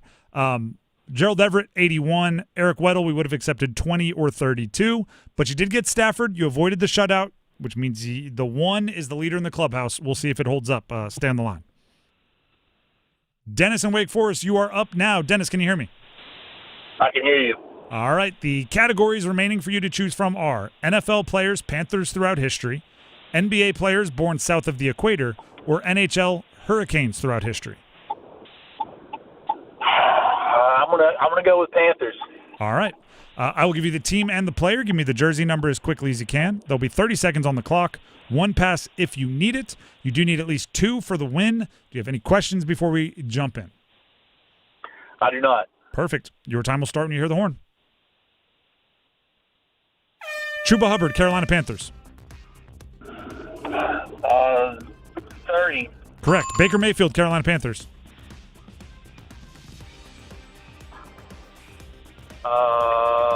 9. Incorrect. Jeremy Chin, Carolina Panthers.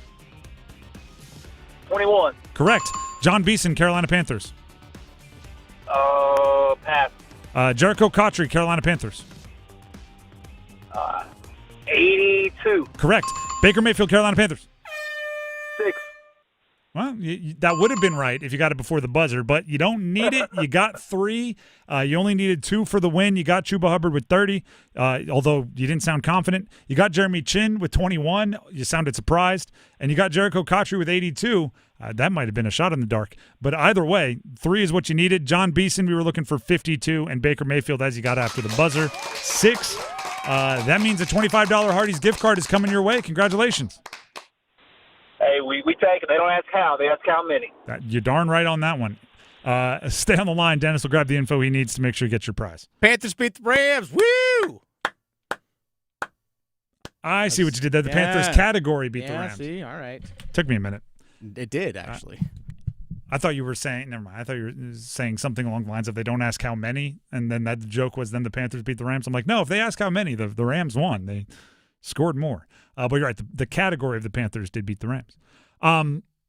Speaking of, just because Chuba Hubbard popped up there in the numbers game, Rico Dowdle is hinting all over the place that he's going to test the waters elsewhere in free agency, meaning he's not coming back. I'd be very surprised if Rico Dowdle ended up on the Panthers next year for a couple of reasons. One, I don't think it was ever intended to be a long-term thing. Right now, obviously, if Rico kept up the streak he had there where for 6 weeks he was unreal, then, yeah, you'd find a way to work him back into your team because you can't let that kind of production walk. But the moment he calmed down, the moment his production settled and the team went back to utilizing Chuba Hubbard a bunch, there's not room for him, right? You've already committed the cash to Chuba Hubbard. You still have Jonathan Brooks coming back. Who knows what he's able to do off of 2 major knee injuries. You already drafted the younger brother of Travis Etienne, Trevor Etienne, in the 4th round last year. I don't think Rico was ever intended to be here for more than 1 year. Like, I think it was a business, hey, you scratch my back, I'll scratch yours, and then we'll go our separate ways, never to meet again. Like, we're going to give you the opportunity to get some carries here because we have a guy that's injured, and you're going to run hard for us and try to power our offense because that gets you the most money on the open market next year. So I think it's you shake hands and you walk away. That leaves you Chuba Hubbard, hopefully a healthy Jonathan Brooks with plenty of time to recover, Etienne, and then maybe another late rounder or something else. You can go search the bargain basement again in the free agency clearance bin. Remember, that's where they found Rico Dowdle for very, very cheap. Maybe there's another guy out there. But I'll tell you this, the running back market in free agency, it's going to be interesting. There's a lot of guys who are like, are they really good? That are Bryce Hall, Travis Etienne, J.K. Dobbins, Rico Dowdle. Like, there's going to be, and that's just off the top of my head, guys that are going to be free agents. There's quite a bit of running back availability. So, Breece Walker, Kenneth Walker III from Seattle, yep. Travis Etienne, like you mentioned, Devontae Williams, former UNC guy with Dallas, Rico Dowdle, J.K. Dobbins, Tyler Algier from Atlanta, Kenneth Gainwell from Pittsburgh, Rachaad White from Tampa, Isaiah Pacheco. Which is great for teams that need running backs. Not great for the running backs that there's like, there's a little demand. We have all of the supply. Yeah, that's the thing. You can probably find a good number 2 back for like similar to what you'd have with Rico Dowdle this year. 1-year deal. It was $3 million, but up to $6 million in incentives is what he signed. Mm-hmm. You can easily find another one of those guys. There's Brian Robinson Jr. from San Francisco. Mm-hmm. There's a lot of these guys that are floating around out there. So it'll be interesting to see what not just the Panthers, but a lot of backfields look like. You want a Jeremy McNichols? I mean, as a third back, he's not bad. He's actually not. And Jonathan Brooks is the ultimate wild card. He is the ultimate wild card because he did show ability when he was at Texas, but he's had 2 pretty significant knee injuries since then. So we'll see. The Drive with Tim Donnelly, 99.9 The Fan. That's what you're trying to avoid, by the way, when you call up Mainer Service Company. I'll explain in a second. Tim Donnelly here for Mainer Service Company. What you don't want to have happen is what happens sometimes with athletes, right? You break down, you get it fixed, you go try to use it again, and you break down again, right? You tear your ACL, you do the rehab, you come back out, 2 games later you tear it again. You're trying to avoid that when you call Mainer Service Company. Right? Heating, cooling, plumbing, electrical. If something goes bad, if something breaks down, it is a bummer. But when you call Mainer Service Company, you can be confident that you won't be calling them back a month later, right? It won't be like, hey, we played him 2 games and his knee blew out again. It won't be like, hey, I got my heating system fixed and then it was cold next month and I turned it on and ran it and it broke again, right? You want to get it fixed the right way the first time. And that's what Mainer Service Company does. They have extremely well-qualified technicians, 24/7 service all across the triangle, and they want to hear from you. You could also set up a maintenance plan, a service plan that will hopefully avoid even the first big breakdown. How about that? Rather than worrying about a second one, fix it before the first time. The number to call, 919-361-0993. That's 919-361-0993, or visit them online, MainerServices.com. That's MAYNOR Services.com. Carolina Panthers lost to the Rams. We know that. Is the defensive coordinator to blame? Stick around. Move your sports day forward. I've heard all the tired complaints about the transfer portal, which is wide open. It's like the NFL, right? So much free agency, everyone's moving. But trust me, college is a finite experience. If you had a shred of talent and can make the kind of money that they're making in just 4 or maybe 5 years, you do the same thing. Just keep moving. Get set up. Join Next Up with Paul Ihander. Mornings at 9 on 99.9 The Fan, the Triangle Sports Leader. If you're exhausted, not just tired, but worn down, this message is for you. I'm Brandon Giggling, president of Parkway Sleep Health Centers. Across North Carolina, many people wait months, sometimes over a year, just to start sleep care. That wait isn't normal, and it isn't necessary. At Parkway, most patients are seen within weeks, with virtual consultations and home sleep studies that remove unnecessary delays. Sleep care shouldn't have to depend on how long you're willing to wait. Parkway Sleep, your fastest path to better sleep. Start today at parkwaysleep.com. Sound sleep, sound health. The Wrap Up the Year sales event is on at John Heister Chrysler Dodge Jeep Ram in Lillington. Right now, you could get 0% financing for 60 months on a new 2026 Ram 1500. Or even better, 0% for 72 months on a new 2025 Ram 1500. Or take advantage of 20% off any new Ram 1500 in stock. See dealer for details. In other words, it is time to get off your keister and get to John Heister Chrysler Dodge Jeep Ram in Lillington. Jake from State Farm. I just beat my run in PR, so I'm celebrating with the Banana Bonanza smoothie. Hey, and you can keep celebrating when you create an affordable price just for you by bundling your home and auto with the State Farm Personal Price Plan. Go bananas. I will. Hey, make it a large. Bundling, just another way to save with the Personal Price Plan. Like a good neighbor, State Farm is there. Prices are based on rating plans that vary by state. Coverage options are selected by the customer. Availability, amount of discounts and savings, and eligibility vary by state.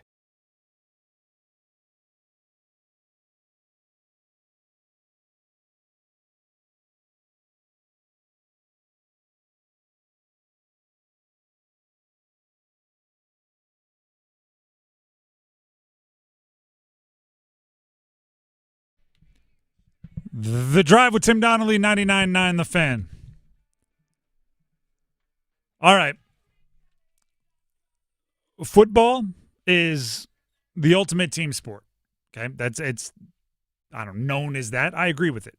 And because of that, when there is a loss, like the Panthers suffered at the hands of the Rams and Matt Stafford on Saturday, there's a good chance everybody deserves their share of blame, right? There's very few people in a game who can look around and go, I had nothing to do with the outcome. If you played in it, if you coached in it.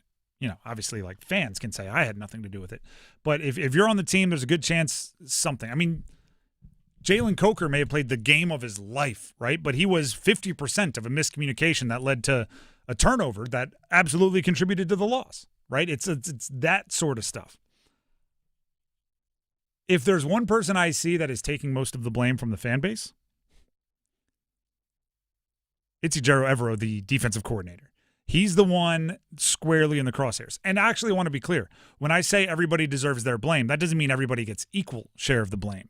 It just means everybody's getting a slice of the blame pie. Some are taking darn near half the pie. Sometimes some are taking, like the old, I'll just have a sliver. Can you just cut me a sliver? Just a couple bites. It's just I'm not that hungry, but it smells good. I just want a sliver.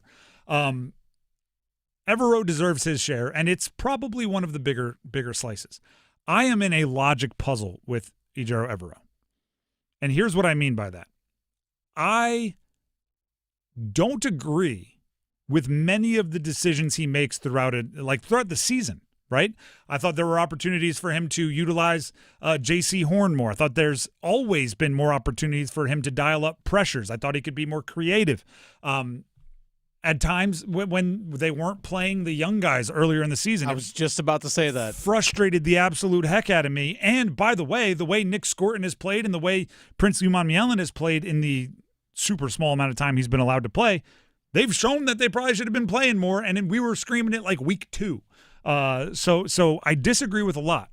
Yes, let's start DJ Johnson week 4 against New England. Go on. But at the same time, you really can't argue that the team played significantly better defense this year than last year, and traditionally we give credit for improved units to the coordinator, especially if the head coach is a coach that leans towards the other side of the ball, an offensive-minded head coach. So, like, you can't have that much year-over-year improvement and go, like, that coach is doing a bad job. But also, I look at it and I go, I disagree with so much you've done. Is that because of coach or simply because general manager gave you better players? Is it Both. because you actually coached them better? Both. I mean, I think everybody deserves it. But also, that would say that last year's struggles had to do with not having the roster that was good enough, right? Like last year's team should have had Derek Brown. Derek Brown makes a difference. Mm-hmm. We saw that this year in a major way. But somebody like Mike Jackson. Like, Mike Jackson was traded for a 7th rounder who I don't even think he ever suited up for Seattle. No, he didn't. He was a player that they identified, but also, like, Evero has to put him in positions to have success, and he has. I'm with everybody that complains about everything, but I also don't want to be, like, wildly hypocritical and say it's a results-based business and not give him credit for some of the results of the unit that he is in charge of. But then, right, maybe it's hanging in the balance. I'm sitting there and I'm watching the game and I'm going, I don't know, the defense seemed weird when at the beginning of the game they didn't guard Puka Nacua. Seems like he would be at the top of the scouting report if you're playing against the Rams. But they did settle down and they made some plays, right? Mike Jackson got another intercept. Like they did some stuff. And then it comes down to that final drive. It comes down to 2 minutes and 30 whatever seconds. And the Rams have the ball, and everybody knows what's happening. It's a car with no driver in it sitting on a train track, and you hear the train horn coming from 10 miles away, and you're just like, oh, I wish we could do something here. Whose car is that? And you just know this train is going to light up this car. The Rams had the ball. And a couple of their first completions were Puka Nacua and Devontae Adams. And we saw after those couple of plays how the secondary was playing. Just off, keep everything in front of you. It was as if they had a 8-point lead. Mm-hmm. And you're like, listen, we can bend as much as possible, try to make him work for it. At worst case, we're going to overtime. But no, they didn't have that. A touchdown beats you. And you let them just steamroll down, and it felt inevitable. It felt, and I went back and watched it today. They actually did bring extra rushers a few times. Roseboom, about 50%. I don't know what it was. It was a 7-play drive, probably 3 of them. Roseboom was brought as an extra rusher. He just never none of them got anywhere near Matt Stafford. No. You had to do something different, and they just didn't. And we won't be on the headsets. I think this is a fantastic time to bring up the Indianapolis Colts new owner, the Irsay's daughter. Yep. She's on the headset taking notes on the sideline, and people make fun of her for it.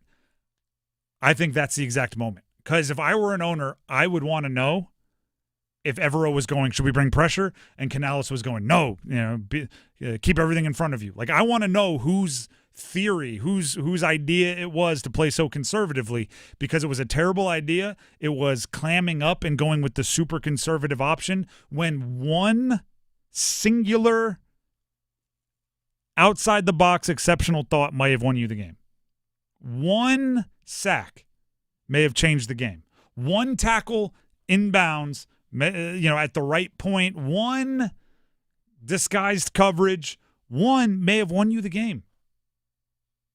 And you couldn't come up with anything other than super vanilla. And what you have to decide with Evero, and by the way, Dave Canales in the postgame presser said, like, he's our guy, he's our defensive coordinator.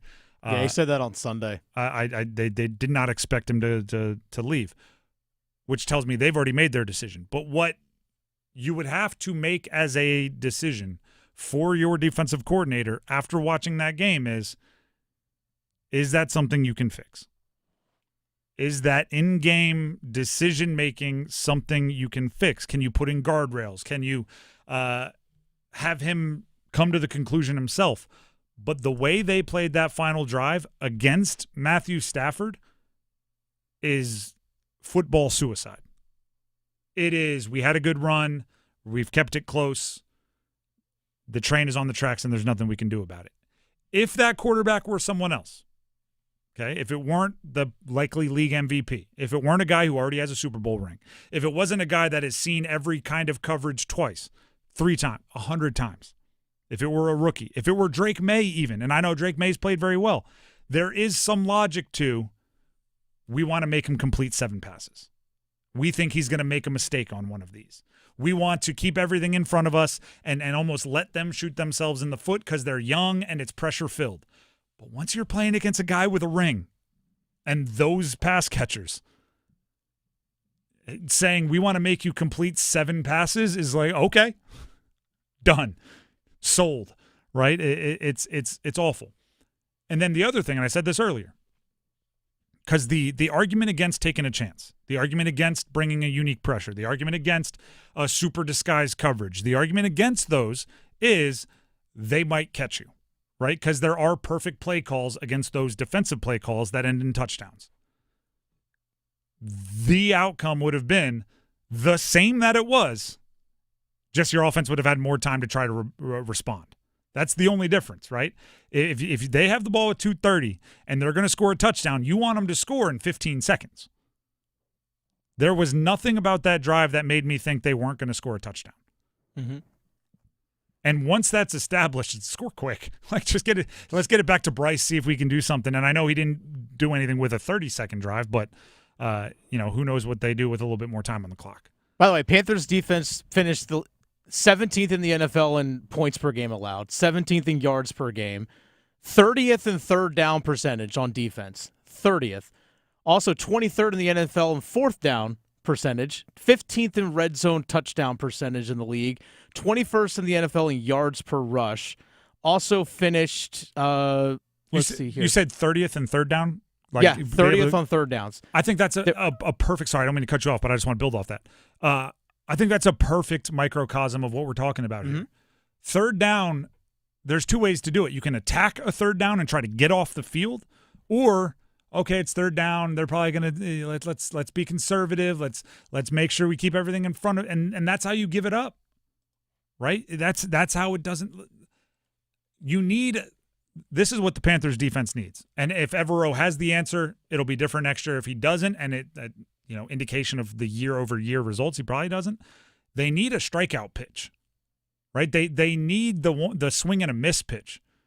They're decent at peppering the strike zone, making good play, keep it in front of you, don't give up a home run. But they need a strike. They need to get off the field. They need to put the team out of their misery. They need to slam the door, and their defense hasn't been able to do that. Second to last in the NFL in pressure percentage, also 13th lowest blitz rate in the NFL. Sack percentage, 27th in the league. And there's the shoe on the other foot. And we talked about this earlier. It's not all – like, they also have holes in the roster that they need to fix. Edge rusher, off-ball linebacker are 2 things that need to improve, and that's from the front office. That's not an Evero thing. So there's also, like I said, everybody deserves their little bit of blame pie. If you have a true edge rushing stud, it might not matter what the secondary is doing because that guy's getting home and sacking the quarterback before they hit the back of their drop. Like, there's also that. So I think that's a big part of the offseason. I hope everyone in the front office has a sticky note on their desk somewhere that says, like, edge rusher, pass rush, and just they stare at it every day. I hope that happens. They tap it like the Ted Lasso believe sign. Pass rusher improvement. Like, there's that too. The Drive with Tim Donnelly, 99.9 The Fan. Plenty of offseason time to talk Panthers. There is a Canes game tonight, which you can hear here on 99.9 The Fan. They are at Detroit, 7 o'clock, 6:30 Stormwatch. There's also Overdrive coming up where we replay some more Panthers talk. Reaction to the season ending with hints of optimism. Enjoy the games tonight. We'll see you tomorrow. Until then, peace.